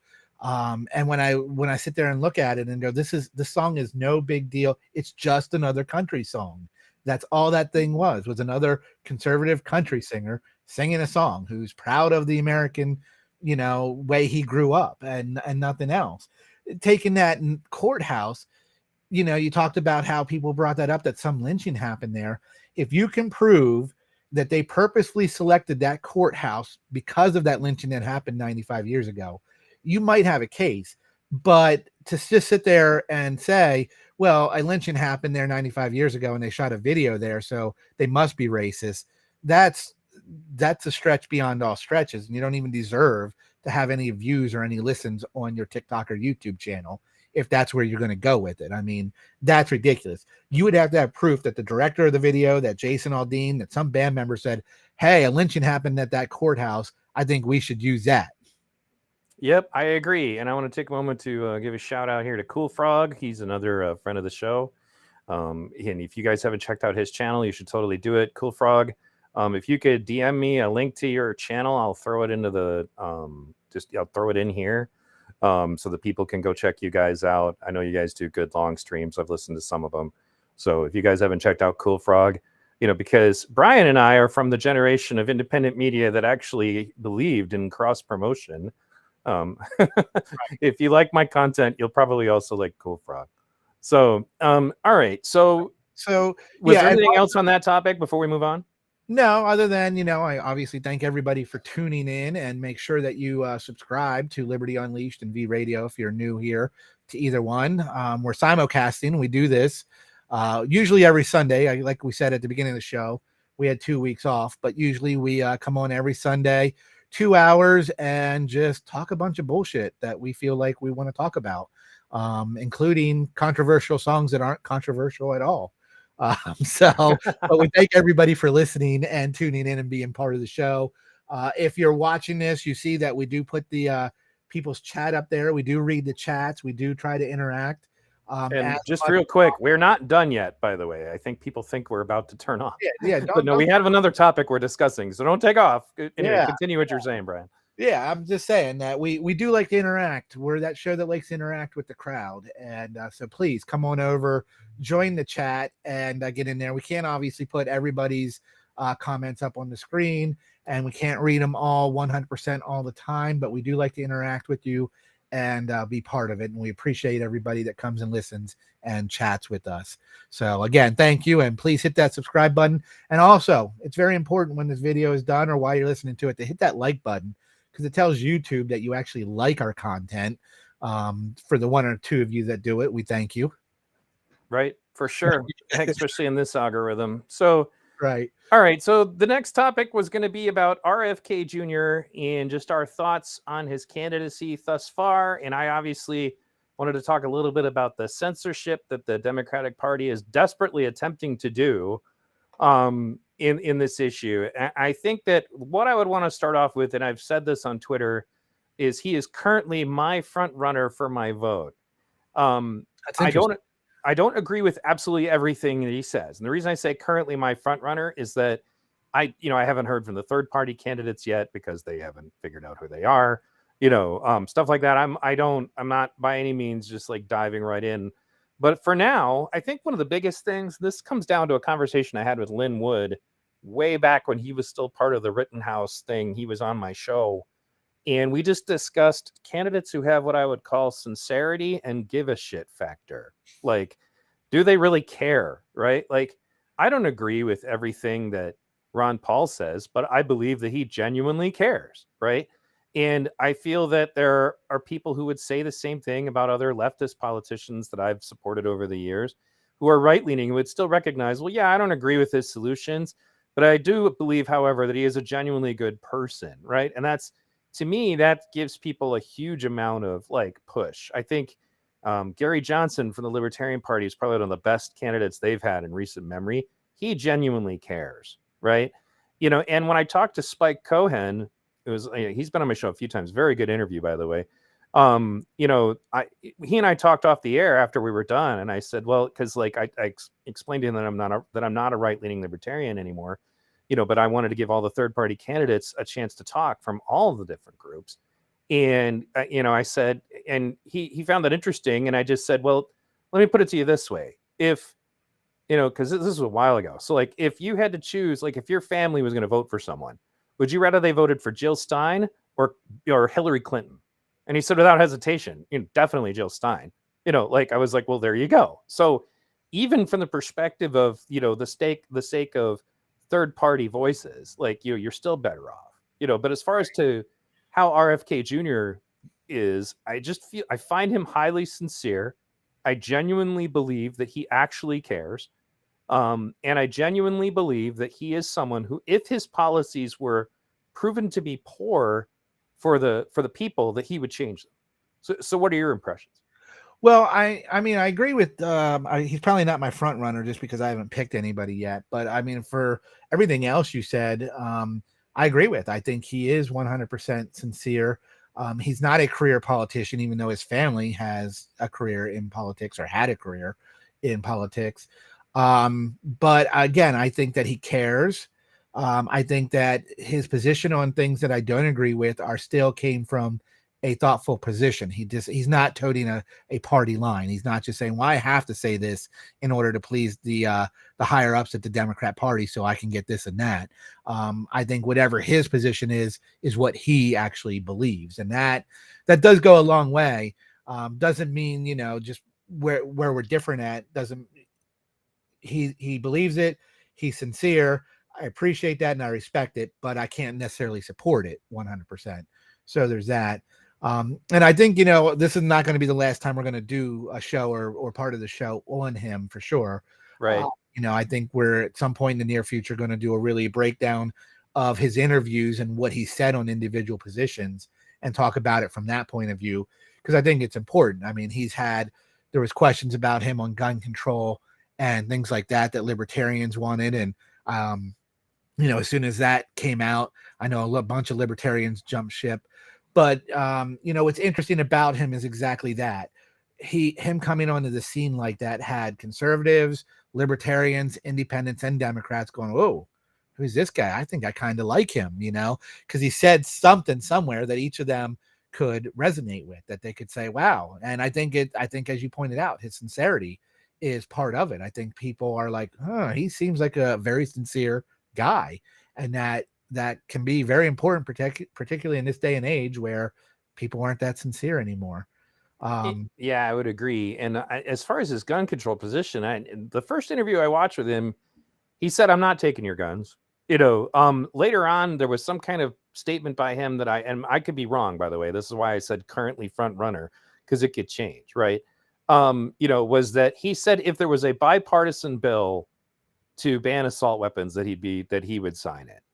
But I think you and I both know there's never going to be a bipartisan bill, unless like neoconservative fascists take back over in the Republican Party, which isn't impossible, mind you.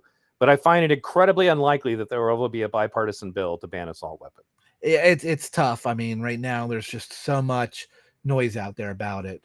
But real quick, as we get started on this, Kennedy Jr., if you guys don't know, he was an environmental lawyer, a writer. He liked to write about the stuff that he did as a lawyer. And now he wants to be the nominee for the Democrat Party for president of the United States. He's the nephew of President John F. Kennedy and the son of Senator and Attorney General Robert Kennedy Sr. Both of them, John F. Kennedy and his uncle John F. Kennedy and his dad, were killed or assassinated, basically. And he himself, Kennedy Jr., who everybody calls RFK, would love the CIA and the government to finally open up and tell us why and who exactly killed them. Yeah, and I'm all about that. The funny thing is, even Trump said he was going to release all that stuff, and more stuff did get released. But I think that stuff should have been public a long time ago. The notion that we even have to have that conversation, it happened forever ago. That was actually one of the points RFK made. He's like, you guys are talking about a murder that was most people, there are not even very many people who were alive when it happened, and they still don't want to discuss it, right? And so there's definitely something up with that. You ever notice, that's another thing that's kind of weird, is that more and more of these ideas that we would have discussed in 2008 that would have just been crazy are now kind of becoming common parlance. Like, I imagine if we polled even just, you can't really poll them, right? Do it privately. You had a conversation with the average Joe, they're probably going to tell you they think JFK was assassinated by the CIA, right? As long as nobody's listening, as long as it's not public, as long as it's not, on their social media, they're probably going to say that, right? They're also going to have questions about 9/11. That doesn't necessarily mean that they think the government did it, but they're going to have questions, right? That's all becoming a lot more common now. And I noticed that because I have two different Facebook pages, one of which is for just straight up politics. I'll post whatever I want, no matter how controversial. The other one's a little more personal. But I posted this little 9/11 video. It's like 5 minutes long, and I think it's like 9/11 in 5 minutes. And nobody responded negatively to me posting it. It is very much a non-official story video. In fact, I got a lot of likes on it. I'm like, that's interesting. I wouldn't have expected that video to be so positively received. But anyway, but yeah, I agree. We do need to declassify all that stuff. Right. And do another show where we really go down positions and break out RFK Jr.'s positions on things. But particularly what we're talking about this segment on him, what's making this relevant to talk about in news is one, and this probably doesn't surprise most people, is the Democrats don't want him on the ballot, particularly as a Democrat candidate for president. And what else did you have there? They were censoring him. Oh my goodness! So he was being asked by Jim Jordan to go to a hearing, and in the hearing they were going to be discussing censorship, and they started it off by trying to prevent RFK from being allowed to speak in the first place, given some weird clause that says if he's going to personally disparage people, that he should not be allowed to speak, even though that isn't what he did at all. And they, of course, were clinging to this notion that supposedly he's an anti-Semite, or that he's racist against Asians, Axer is the right, because he story out got caught, like, saying, well, it looks like it may have been engineered. It could have been ethnically engineered. He didn't say who did it or why. The thing is that I have a friend, like, isn't a real life friend, not an internet friend, who is a COVID nurse, who said it's very clear that the virus was nastier to certain races. Like, that was very obvious to her. And she's not some crazy conspiracy theorist. That's just what she experienced literally in the hospital, was that it seemed like certain races were doing worse than others. Well, and that was the same thing, they were saying with the MMR. That's the one that they talk about causing all the vaccine. The concern there was with anybody that's African American descent has a higher chance of getting autism from the vaccine. Pointing it out doesn't make him racist. In fact, less than that, it makes it that he's concerned. He's very concerned. Like, hey, you're not telling this group of people that they have a higher chance of being affected by it. And that's the same thing with the COVID thing. You have to tell this group of people you have a higher chance of having bad effects from it than this other group of people. Right. Real quick, I want to go ahead and, because I forgot to do this earlier, there were 2 super chats, and you should always read your super chats. From Ask Yoshka, I've never seen you here before. Welcome. Life frogs being boiled to death by slow incremental changes that go unnoticed. Labels are for cans and clothing, not people. And then part 2 is being against a group versus being against an individual in that group distinguishes the motivation. Anger or total support for any group is not reasonable. Yeah, I would agree with that. I agree. I mean, we're all obviously about individualism here. And anytime you have anything where you try to group people into something, it's more of a collectivist mentality. And that is definitely not us. It's all about individualism, for sure. So, yeah, hopefully he didn't think that we were giving the impression that we were. I think they were just commenting on what we were already saying. You can't take groups, as a whole. But yeah, I get. Well, probably because of the Antifa comments where we are basically grouping them as a whole. I think in that case, why else would you, as an individual, join that group? That would be my question. I mean, if you're a free thinker and you, what would be your point if you're anybody with any kind of moral standing to join that group? Right. No, and I would agree. I mean, it's basically a domestic terrorist group. I don't support anybody who does that. Right. Like, I think there might be differences. I mean, I remember when I was analyzing the IRA, that a lot of members who got caught up in the Irish Republican Army were there because their brother got killed or something, didn't necessarily care about the cause. So things like that can happen, but that doesn't mean you should join a terrorist group, Right. but regardless. Anyway, so Now- going back to what we were talking about. Well, and I see a comment that says RFK Jr., his support of Israel was very troubling. I find that Israel becomes some political conversation in our country. If you support it, it's troubling. If you don't support it, it's troubling, depending on whether you're talking to Republican or Democrat. And so I find it very interesting that Israel is a big part of our political conversation. I know they spend a lot of money in lobbying our politicians to give them money and to support whatever they're doing over there in their country. I personally don't look at a politician and wonder whether he supports or does not support Israel any more than I wonder if they support or don't support Germany or Taiwan. Well, and I think that because this topic comes up a lot, and obviously because I'm on Good Logic's channel, not always as a guest, sometimes just in his stream, and he's Jewish. So the topic comes up quite a bit, but it comes down to this, is that my problem with the Israel thing, particularly in how the left treats it right now, is that if you don't just 100% go along with Palestine and absolutely everything, then they want you canceled. But on the drop of a hat, let's say, for example, if you shared Palestine's LGBTQ views, like anybody in the United States who felt the way that Palestinians do about the gay community, they would also want them canceled. Like, if not violence, because there's been a lot of rhetoric about, that they should start just, remember, they wanted the trans community to arm up and all of that. And I did a video earlier about this. It was called Trans Terrorism, because there was somebody saying, if you tried to prevent me from going into the women's bathroom, they would be the last mistake you ever made. So in other words, threaten to kill people, and so my point about this is only to say that it's weird to me because it's another strange bedfellows of the left is what I call it, because Palestine is not LGBTQ friendly at all, not even a little. As in, if they catch you by yourself, they may kill you, right? If they know that you're gay or trans. But at the same time, so for example, Andrew Yang was running for mayor of New York, and he made the statement, well, Israel does have the right to defend themselves.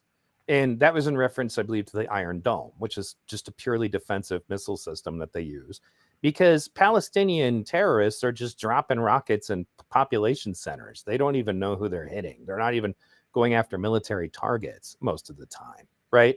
So for saying that, they wanted Andrew Yang canceled, right? And so he loses the mayorship because the progressives got to have their pound of flesh. But it was literally within about 2 weeks, okay, that all of a sudden out of nowhere, they were slurping at Liz Cheney's feet, okay? And she is way pro-Israel, right? But Liz Cheney's such a hero because she talks shit about Trump. She's so brave. She'd be such a great president. She should run for president. That's literally the kind of shit that people were saying about her. In around the same time, there had been a school shooting. So they were against anybody who was, not for the assault weapons ban. Well, guess what? Liz Cheney is not for the assault weapons ban. But anyway, they can't keep their shit straight. But when it comes to support for Israel or Palestine, it's funny that I just mentioned the Irish Republican Army, because the situation reminds me a lot of Orange Irish versus Green Irish. Orange Irish people were essentially imported into Ireland by England and forcibly given land that didn't belong to them originally. That's why there was so much fighting. So we have this screwed up situation where Israel's not in a good circumstance. Palestine's not in a good circumstance. I tend to agree with Bernie Sanders on his suggestion of 2 states, but I'm also not just willing to say that we should just blanketly support the Palestinians and everything they do, because a lot of the Arab countries have some pretty backwards ideas that are definitely not libertarian, to put it lightly. Right. So we got the super chat up there. I don't want to make the rest of this about Israel. We can do another show on that at some point. I think this all started because of Robert Kennedy Jr. and what somebody said his position was. But Shaka says Israel is a democracy. If Israel put down weapons, it would be wiped off the map. If terrorists put down their weapons, there would be peace. That's a fair point. That's probably a fair point, without a doubt. Right. But moving on to our actual topic, which is Robert Kennedy Jr. being censored by his own party, being wanting to be removed from the ballot by his own party. I actually have a clip for that. Let me pull it up while we're talking about it, and it's very short, but it's just they tried to block him from being allowed to talk at the censorship hearing, which apparently the irony was not lost on them, right? And then and these hearings frequently are just an example of why we have free speech, because they use the parliamentary procedure to allow them to say whatever they want about someone, and then if you try to say anything in response, then they'll say reclaiming my time. So they were free to just shit all over RFK, and they did. And the funny thing, it was the same usual suspects, because it was Debbie Wasserman Schultz, and then I'm going to forget her name, black woman who I guess isn't even really a real senator. She's like for the Virgin Islands or something, and then she has all these connections to Jeffrey Epstein. But anyway, those two team up on these witnesses and go after them. They did the same thing to Matt Taibbi during the Twitter files. Plaskett, I think, is her name. And she's in this, you can hear her voice anyway in this clip that I'm going to show us here in a moment. But the point is that they were desperate to prevent him from talking. And the Democratic Party, even people like AOC, are becoming way too comfortable with censorship being the solution for anybody, being allowed to just say anything that they don't agree with. They don't even want to argue anymore. Did you have a comment on that before I play this clip? Other than it seems very true. I kind of have the same perception about that you do. Obviously, I think that's if you have bad policies, that's the best way to keep pushing them, is to censor people. Right. Yeah. Bobby called her ranking member. People keep saying ranking member. That is what she gets referred to as. Thinking it's something to do with her status, because again, she doesn't even get to vote, but she gets to come to all of these things as if she was a senator. So anyway, let's play it. I have one other question I could ask, but I would first give you a chance to ask the question if you had. I just have one quick question for Mr. Kennedy. but I want to be fair. If you got an extra question you want to ask Ms. Wiley or any witnesses, I'll turn to you first. So to explain what you're looking at right there, and I put a little thing up this, like, basically he wanted to ask Kennedy one more thing. When you go to these things, that's the other thing. It's like the two sides have their own witnesses, right? So there were witnesses that were on the opposite end of the issue, and then there were witnesses on that end. So Jordan, in good faith, says, hey, I'm going to ask Kennedy one more thing. So do you have anything for your witness? And they said, well, yeah, okay. And then they go ahead and ask a question. But then let's see what happens after the fact. And I want to give a little background. Earlier on, they tried to gotcha Kennedy by bringing up a super PAC that they said supported him. And he's like, I don't even know who you're talking about. And then over the course of the hearing, he found out, oh, okay, yeah, well, I don't know who they, he's like, there are somebody that we are connected to that's connected to them. He's going to get into that in a moment. The point is that they tried to smear him and they were not going to give him any opportunity to clarify it. And that's what you see right here.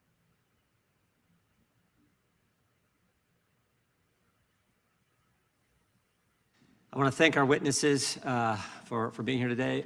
We appreciate the work you're doing to defend the First Amendment. Thank you for just very compelling answers and compelling testimony and the work you've done and how important this is for the country. I mean, if we don't have a First Amendment, it's just, I'm frightened by where we go. May I, Mr. Chairman? You may not. You may not. I just Mr. want to Chair. respond. Mr. Chair, the time is out. We're done. I haven't adjourned the hearing, and I don't think you're the chair. Mr. Chair, Mr. Chair,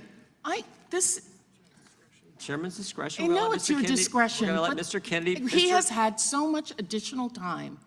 Well, I think everyone's had Why? additional time. No, and we're gonna why? get- Why are you doing that specifically for him? Because I we just don't, want as to opposed to other explain people.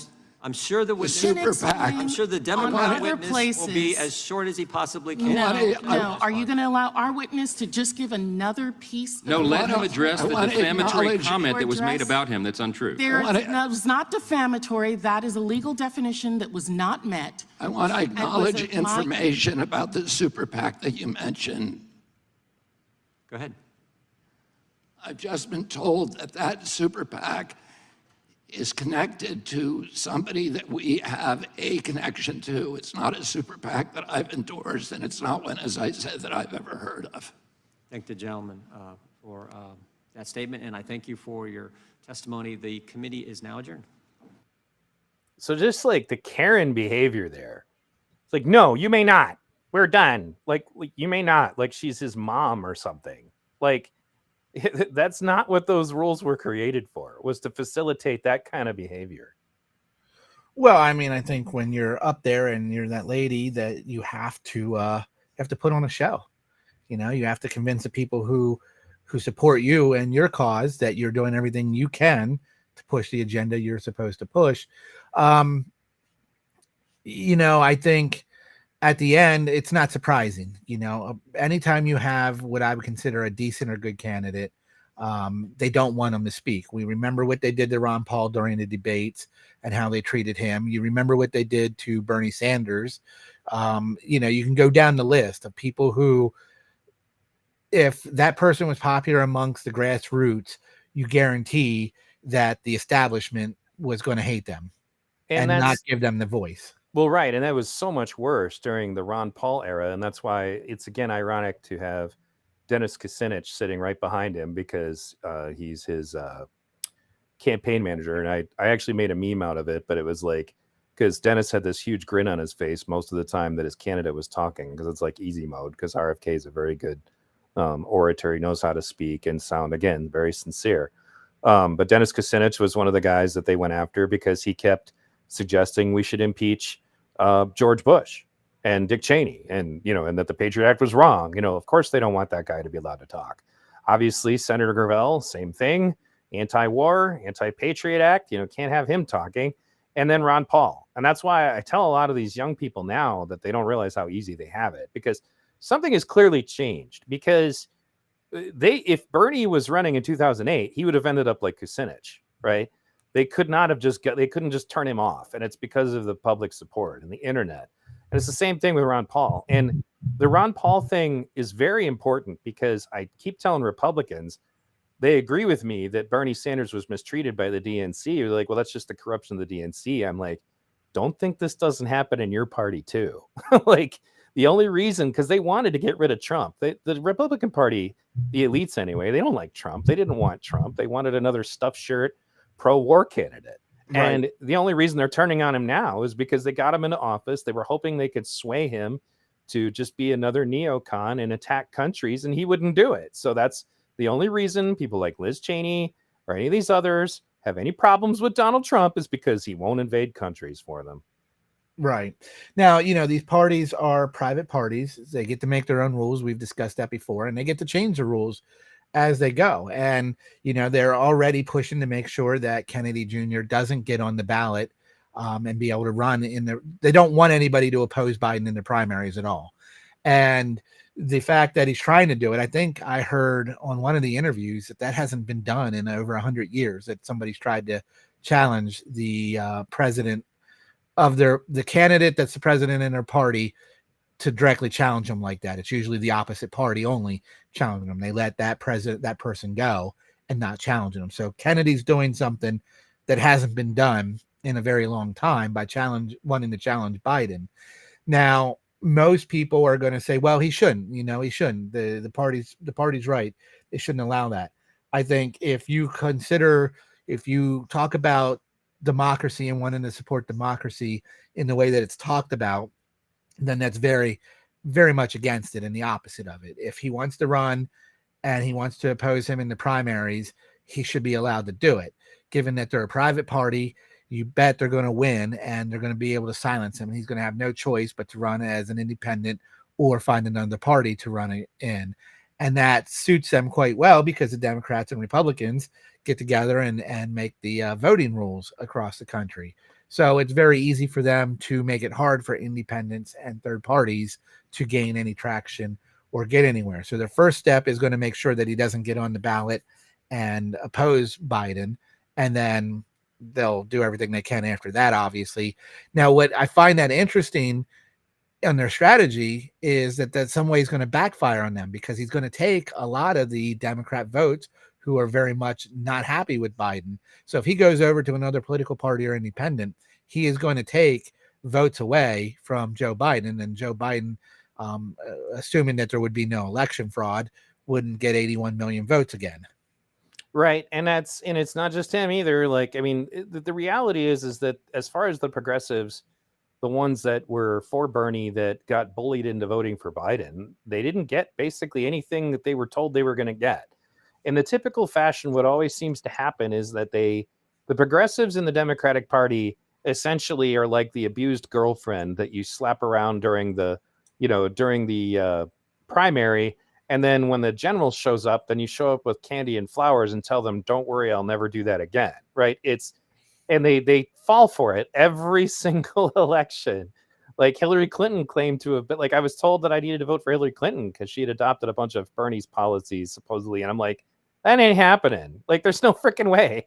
I don't believe anything that woman says. And you should either, and honestly, I think she would have invaded Syria too. She was a big war hawk. And I think that Trump getting elected screwed up all of their plans. When I worked for Jesse Ventura for his exploratory committee, he made that same observation, and he was very surprised. He's like, the only reason they want him out of here is because he's anti-war. I'm like, yeah, that makes sense. And I think he'll still be anti-war, and I think they're worried about that. And, the other thing is that, as messed up as this is, even from the perspective of the independent voter, I don't think my life was better under Biden than it was under Trump in just basic ways, right? Gas prices being part of it, the state of the economy, minus COVID, mind you, of course. But COVID wasn't Trump's fault, right? It was a situation that really nobody could have handled any better. And so, but... Well, I mean, it definitely could have been handled better. I mean, shoot. Well, as far as the economy, I'm not talking about the lockdowns. I'm talking about the way the economy was impacted. If you're going to have a pandemic that's going to impact the economy, there isn't anything, like if Biden was in charge, literally nothing would have been different. If anything, it would have been more authoritarian. That's what I was getting. Well, I agree. It would have been more authoritarian, without a doubt. It's individually around me, people I talk to, I know a lot of independent free thinkers, And at times I think that gives me hope. Like, oh, okay, this country is finally getting somewhere. Social media, independent news, it's finally getting somewhere. And then elections happen. And all over again, I'm convinced that people are just about sound bites. And that's what they still use. They got Kennedy Jr. He's anti-vaxxer. They're going to label him as that. They're going to label him as a pro-Putin, which I just to this day still don't understand why we talk about Russia and Putin like there's some kind of monster under the bed. It's just not there, and we act like it is, and that's part of the sound bites on there. But when you listen to Kennedy Jr. talk about vaccines or the Russia-Ukraine conflict, there's nowhere in there that he's anti-vax or he's pro-Putin. But they're going to use all these sound bites to go against him and to convince people. And that to me is where I start losing faith again in the American people and in, when it comes to elections. So again, around me individually, people I find are free thinkers and, can think for themselves. But then the elections prove me wrong and show that America is still controlled. The majority voters are still sheep, and they only know what NPR or CNN or Fox News told them to think, and not the other way around. Right. And it's important to mention Fox News in the same category as MSNBC and all of these other, mediums. They're all bullshit. Absolutely. Yeah. But the other thing that's different, Brian, and I have to say that things are changing, is that, well, for one thing, as was pointed out multiple times on Breaking Points, which I don't endorse Crystal Ball specifically, but Sagar and Jetty is really good. And she's usually better about her attitudes about journalism. But she said that Antifa was mostly fake, and that was the end of me, ever, just completely taking her seriously altogether. But Sagar's pretty good about this. But they pointed out that at this point, this is what's messed up. Tucker Carlson had the most viewership, and he's now getting more than he ever did on Fox on Twitter, right? The whole paradigm. Because you don't have to subscribe to a cable network now. You can just do it for free. Well, that's part of it. But at the same time, in general, many of these YouTube people, Crystal and Sagar, get more views than CNN, and they're just a YouTube channel. Right. Russell Brand has millions of people. Joe Rogan. Why are they so worried about Joe Rogan? They're worried about Joe Rogan because he'll bring on people from both sides of the aisle, ask them direct questions, and allow them to answer those questions in good faith. As it should. That's really fucking dangerous to the establishment. It is, and that's what they don't want. They want the soundbite Americans. They want those people who just believed what the news told them how to think and how to vote, and that's it. It still hasn't given me enough hope yet. What I like, as we get back to Kennedy Jr., and you asked me in the beginning how I feel about him, what I like is it's going to shake things up. I never liked Trump's policies. I liked things that he said, and I liked that he was going to shake things up, that it was no longer a career politician coming in there. This whole drain the swamp and go after the deep state. He didn't do it, but it was said. And that, I think, was very important, that somebody with that amount of voice and popularity was at least talking about the deep state, was talking about the corruption in the swamp. Those are very important things. And what I like about Kennedy Jr. is it's a shakeup. He's going in there and he's going to give the establishment a scare. He's going to shake things up and get a portion of the population thinking again, going, wait a second, there are better people out there for this country than this guy. It might not work. He's most likely not going to win, but I like that shakeup. I don't have to agree with all his positions. I like that he's out there trying to say, this is not right, because I agree with him. What's going on in this country is not right. The way the establishment is not right, and it needs to be shaken up. And that part I am all for. I wish it would succeed. Again, 100% not for all his positions. But if you're asking me the choice between, do I want Biden or Kennedy Jr., Kennedy Jr. in my mind wins hands down, if those are my only two choices. Right. And I agree with that wholeheartedly. And I think that there are plenty of other Republicans with you on that. And that's what's messed up, is that people say, well, Republicans like you means there's something wrong with you. And right. You guys are missing the mark. Yeah. Why do we like him? Because I think South Park broke this down very well in one of their parodies using Mr. Garrison as Donald Trump. Wasn't that the parody Donald Trump they were using was saying amazing things, is that he sounded like a genuine person. And that was what was swaying everybody, right? It's also why Bernie did so much better than he ever would have in 2008. People in general are just sick of plastic candidates, and they're becoming more conscious as voters. I mentioned this when you and I were talking and reminiscing about the past, we used to watch this video called Why Ron Paul Did Not Win the Florida Primary. And the guy wasn't talking about Ron Paul. He was just walking on a beach asking people who they voted for and why. And they knew nothing about the candidates that they voted for, or their understanding of their candidates were very superficial, right? And that was the other point I forgot to mention when I was bringing up the mainstream media, is that RFK Jr. got more views by being on Russell Brand, by being on Jordan Peterson, bipartisan. Russell Brand's an anarcho-communist. Jordan Peterson's a conservative. He's been on Breaking Points. He's been on like pretty much all of the major YouTube people are bringing this guy on, right? Independent media understands that people want to hear from these people, and that's breaking the mainstream media's stranglehold on the system. And that's why in my last stream, I just played it again, but there's this really disturbing video of mainstream media pundits talking about what's dangerous to our democracy.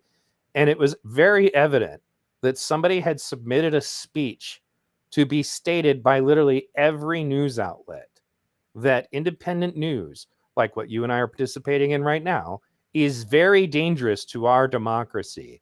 And the guy who put together the video did a great job, because it sounded like the Borg from Star Trek talking in unison. This is very dangerous to our democracy, right? Because it sounded like it, because they were all literally reading the same speech. And these people were on MSNBC, ABC, and, all of them, Fox, and so right and left media were both reading from this. This is extremely dangerous to our democracy. You shouldn't tune into YouTube for your news. Yeah, and they do that. It's already out there. Like, you shouldn't, this election's too important. Do not vote third party. Do not pick a third party candidate. This election's too important. As if the third party candidate doesn't bring anything to the table. So voting for them is a bad thing. And they do this every election's too important. Don't vote Libertarian because, you need a Democrat or Republican because this election's too important. Only a Democrat or Republican can solve our problems. It's the other thing that really drives me nuts, and I wish we could get away from, and everybody does this. It's just so natural right now, is we give too much power credit to the president of the United States. What their job description is in the Constitution is very limited, and yet we act like everything that happens, economy, things like that, is directly driven by them. That Congress, that other factors aren't involved. You kind of did that there when you talked about the economy under Trump compared to Biden. It's really, when you look at it, it's when a Republican Congress is in and a Democrat president is in, there's actually the least amount of spending that goes on out there, because it actually is more about Congress and what happens there. Remember, president only signs the bills. He doesn't create the laws, or he's not supposed to create the laws. Congress does that. He signs or vetoes it. That's his job. His job is commander in chief. Yet we all want the president to answer, or the presidential candidates to answer all these questions. Like, how do you feel on this and that? Things that aren't even in his job description, that aren't even based on his job description. And so we've gotten very far away. We treat the president like he's the almighty king, or queen, but, in this case, males in, so king. But that's how we've come to, and the powers that be wanted that done on purpose. Okay, they wanted us to ignore where we really have the say and control over. Remember, we directly pick who our congressmen are. The Electoral College picks who the president is. And that's a big distinction and understanding. But job description, I know a lot of times when you bring up, Ron Paul always said it, if we just followed the Constitution, Libertarians, Democrats, Republicans, they all want to point out how the Constitution isn't perfect. The Constitution is open for interpretation. It really isn't that open for interpretation.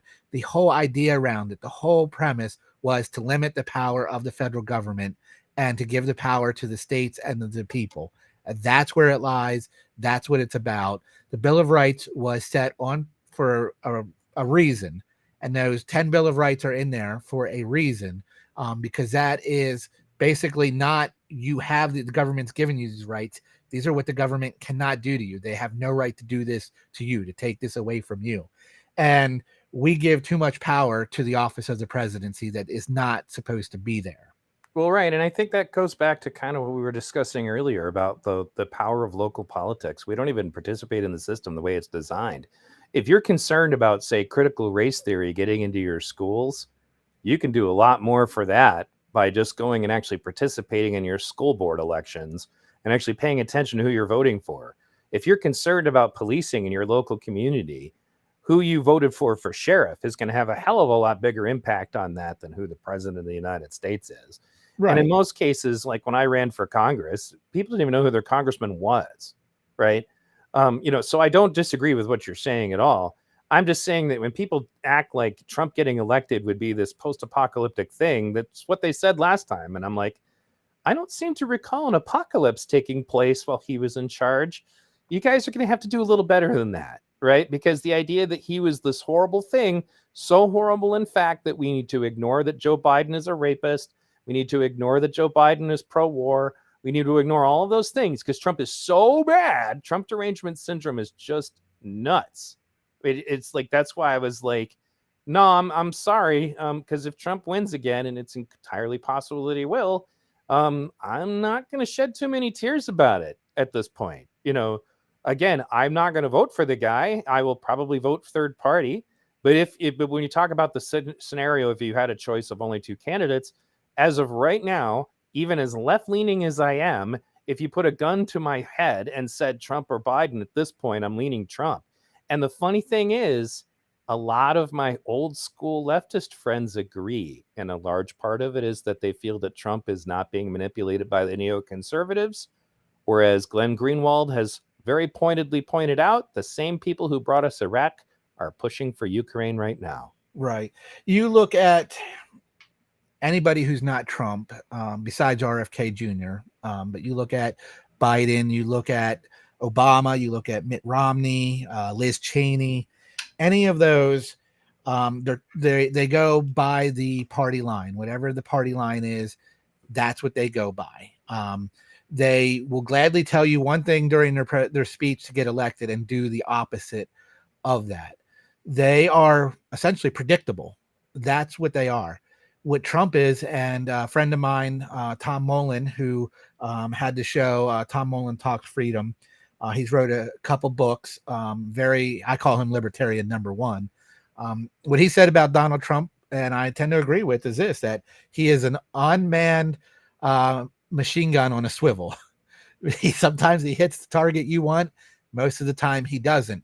The difference with what we're saying there is he is not that predictable, and he will have some good policies. Biden and Cheney and them are very predictable, and their policies stink. Well, right. And I would say that this is another point that I made with, and again, this friend in particular, he's actually an anarcho-communist, one of the older school ones, but he and I have both been following this neoconservative thing very closely. But it comes down to this.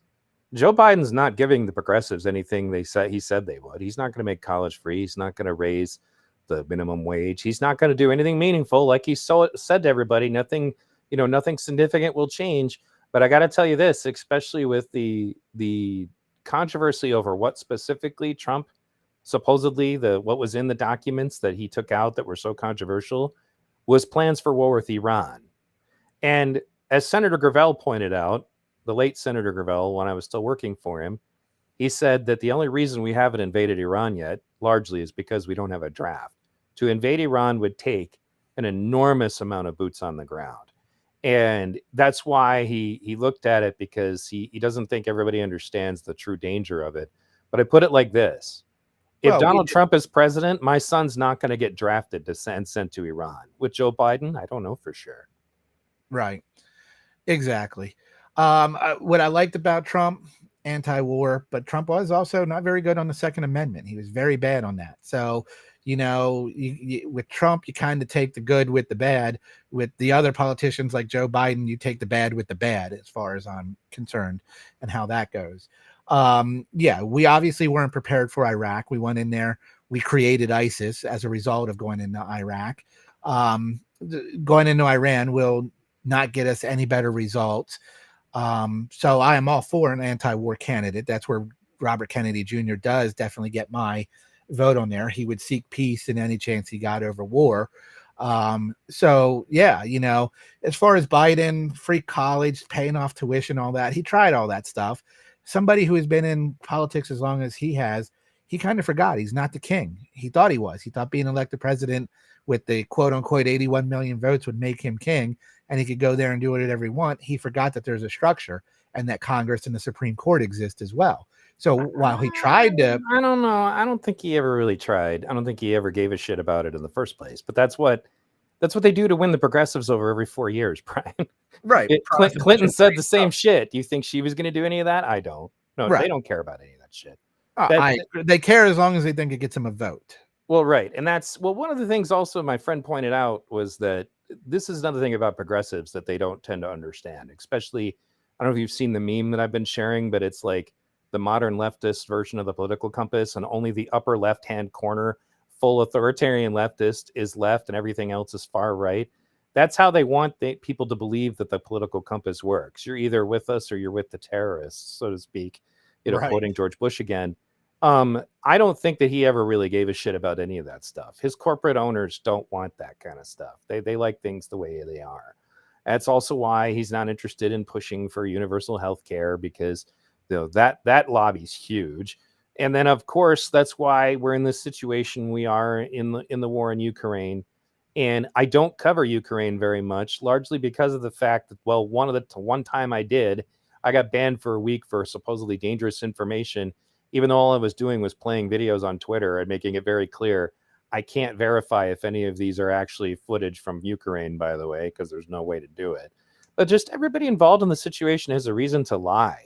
Everybody involved has a reason to lie. And so I think that we're not going to learn the truth about it until much later. But I know this, the military industrial complex is doing what it always does and is making enormous amounts of money in this situation. I'm sure they're happy as clams, right? So anyway, Yep. I would say that we've been at this now for about 2 hours. I think it's been a good conversation. And I'm still interested to see how the RFK Jr. thing plays out. Ironically, it's actually Senator Gravel's influence on me about this. He said that unfortunately, he's like, don't allow yourself to hero worship anyone. And that includes me. That includes Ron Paul. That includes any of these people. And what he was getting at was just to say that you may find out something later on that you don't agree with. Don't find yourself overly loyal to someone that their shit just doesn't stink. Right. Right. And I would have to say that there are some people on the Trump side, for example, that's how it is for them. And so be careful about that stuff. Don't let yourself become a complete sycophant for anybody. As of right now, I think that RFK is the most sincere person running for president. Definitely, without a doubt. As of right now, we of course have no clue who the Libertarian Party has yet. They haven't had their convention, so we don't know. And the ones that are running, I mean, a lot of them are true libertarians for sure, but that doesn't impress the rest of the American voters. So, Well, hopefully you guys will run Spike Cohen, because he's fantastic. I don't know if you've ever listened to him talk, but he's one of my favorite interviews. And don't say you guys. I don't do the whole party thing. Oh, I thought you were in the party. See, you learn something new every day. Yeah. No, I mean, I've donated to the party just because, I want to help shake up the establishment. I want to see third parties get further, but I don't think my little $20 is worth talking about in really making a big impact. So, yes, I have supported the Libertarian Party, but I am not a party person, if that makes sense. You finally came to the truth about the dark money in the Libertarian Party. It's that's all coming from a man named Brian Seaman. That's how they got as powerful as they are, because of my $20 donation. Well, it's obviously dark money. I mean, look at you. You look like you're floating in outer space. Because it's pitch black where you are. There is a possibility that I am floating in outer space, Neil. Oh, that's true. Well, we're all admitting about aliens.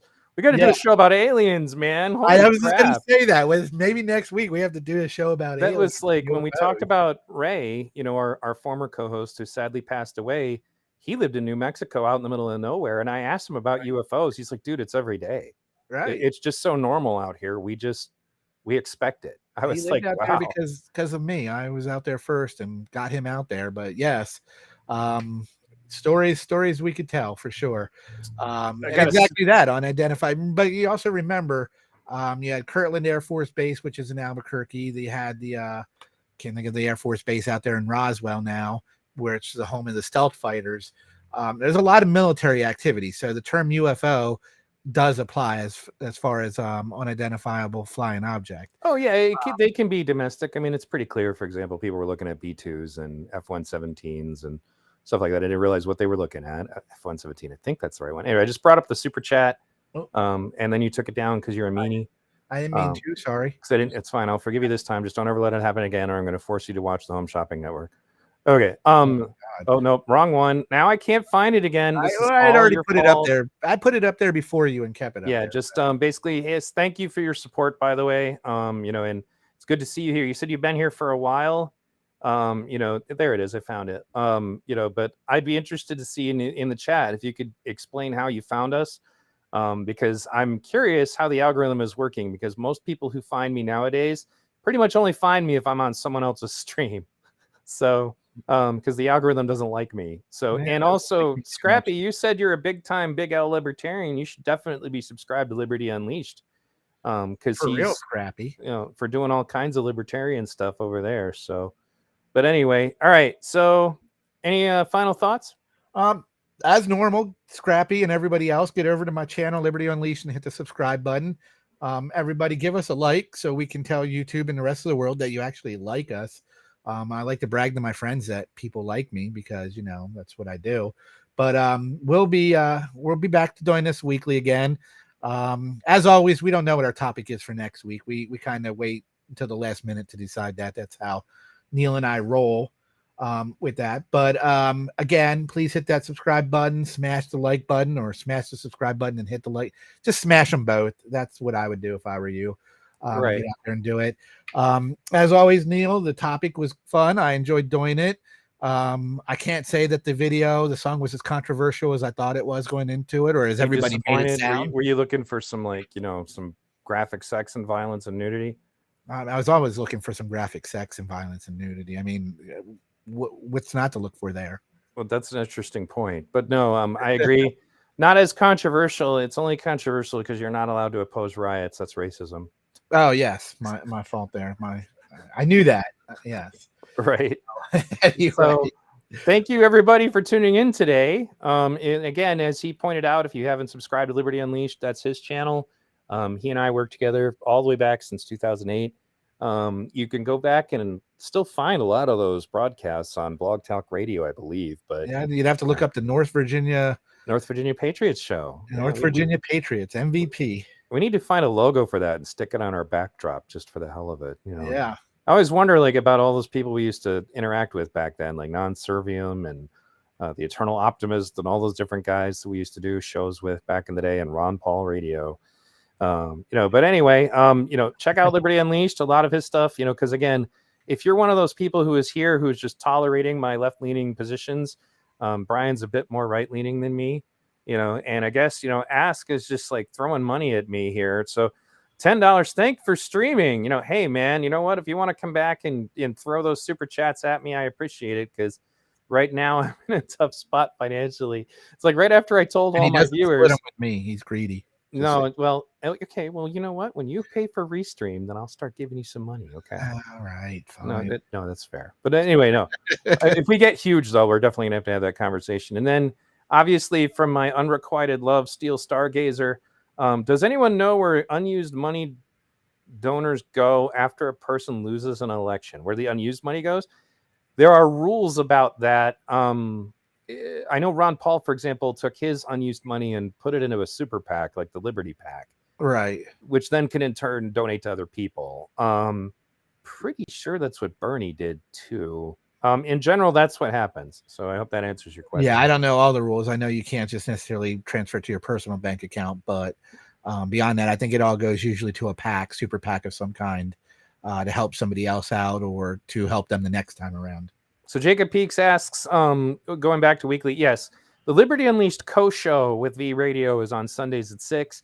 He had to do a family vacation or something, and I needed to take a break every now and then. The only reason why I don't commit to regular schedules, and I was actually I've been burned out lately, but part of it is I just did a burst of like 6 or 7 streams, like right in a row, and they were long too. And then I did individual videos. Listeners' fault. Yeah, that's not your fault at all. I'm just saying that the reason that sometimes you'll see me disappear every now and then is if I don't feel I'm in the right mindset, and if I force myself to do it when I'm not, you're just gonna get crappy videos. It's not gonna be good. So that's why occasionally you'll see me drip off. But like, we have some topics that we've discussed, things like, discussing what is left libertarianism. We talk about UFOs, we have other possible things we can discuss going forward. And if you guys, as our listeners, I'd like to do cryptocurrency sometime. Get into that as well. I don't know anything about that. That's why I want to educate you and everybody else out there who doesn't know about it. Right. And we were going to review the anarchists. We need to do that. Oh yeah, serious about the anarchists. We got a list of topics and only one day a week that we do it. Maybe we'll have to do some surprise shows during the week sometime. Well, not to mention you need to do some Liberty Unleashed stuff too. That's just you. Well, I'm working on documentaries right now when we're not doing this show that I'm going to post up there. I'm not even going to tell you what's coming out. That's how cool they are. Then I'm going to wait until I can premiere them. Right. I'm still working on the OK Groomer documentary, which I'm probably gonna have to release on BitChute because I'm just gonna play all of the stuff that they claim is not happening. Some of that is graphic. I am working on a little video right now. Part of it is I need to get all of my sound filters back on. I don't know what I did, but I deleted them. So I don't have the super sexy voice that you're all so familiar with here at V Radio without my proper sound equipment. But anyway, you did that for the host show. I would have to hang up on you. Yeah, you'd probably just get too turned on, and you have to go find your wife and be like, sweetheart, I need to give you some love. Anyway, same reason you don't show your face. There was a video that was actually circulated apparently back in 2015 of this what looks to be a gay kid, maybe about 9 years old, twerking, at a pride parade. I thought it was more recent, but I found out like more specifically what the reactions were to the controversy. I'll be doing a little video about that. But OK Groomer is just about, I'm getting just tired of them consistently lying about the things that are supposedly not happening. And I'm just going to put them all in a documentary, and it's going to be pretty graphic. I mean, I've already had to stick a bunch of things over there, like the truth about, for example, George Takei, who openly states that nobody's being groomed, yet come to find out his first sexual relationship was at the age of 13 with an adult camp counselor. So maybe he does have some relationship with that. That's the kind of stuff, there you go there. But in any case, thanks again for tuning in. Did you have any other final thoughts, Brian? No, man. I appreciate everybody listening to us, and we'll talk to you all next week. Peace out. All right. Take care.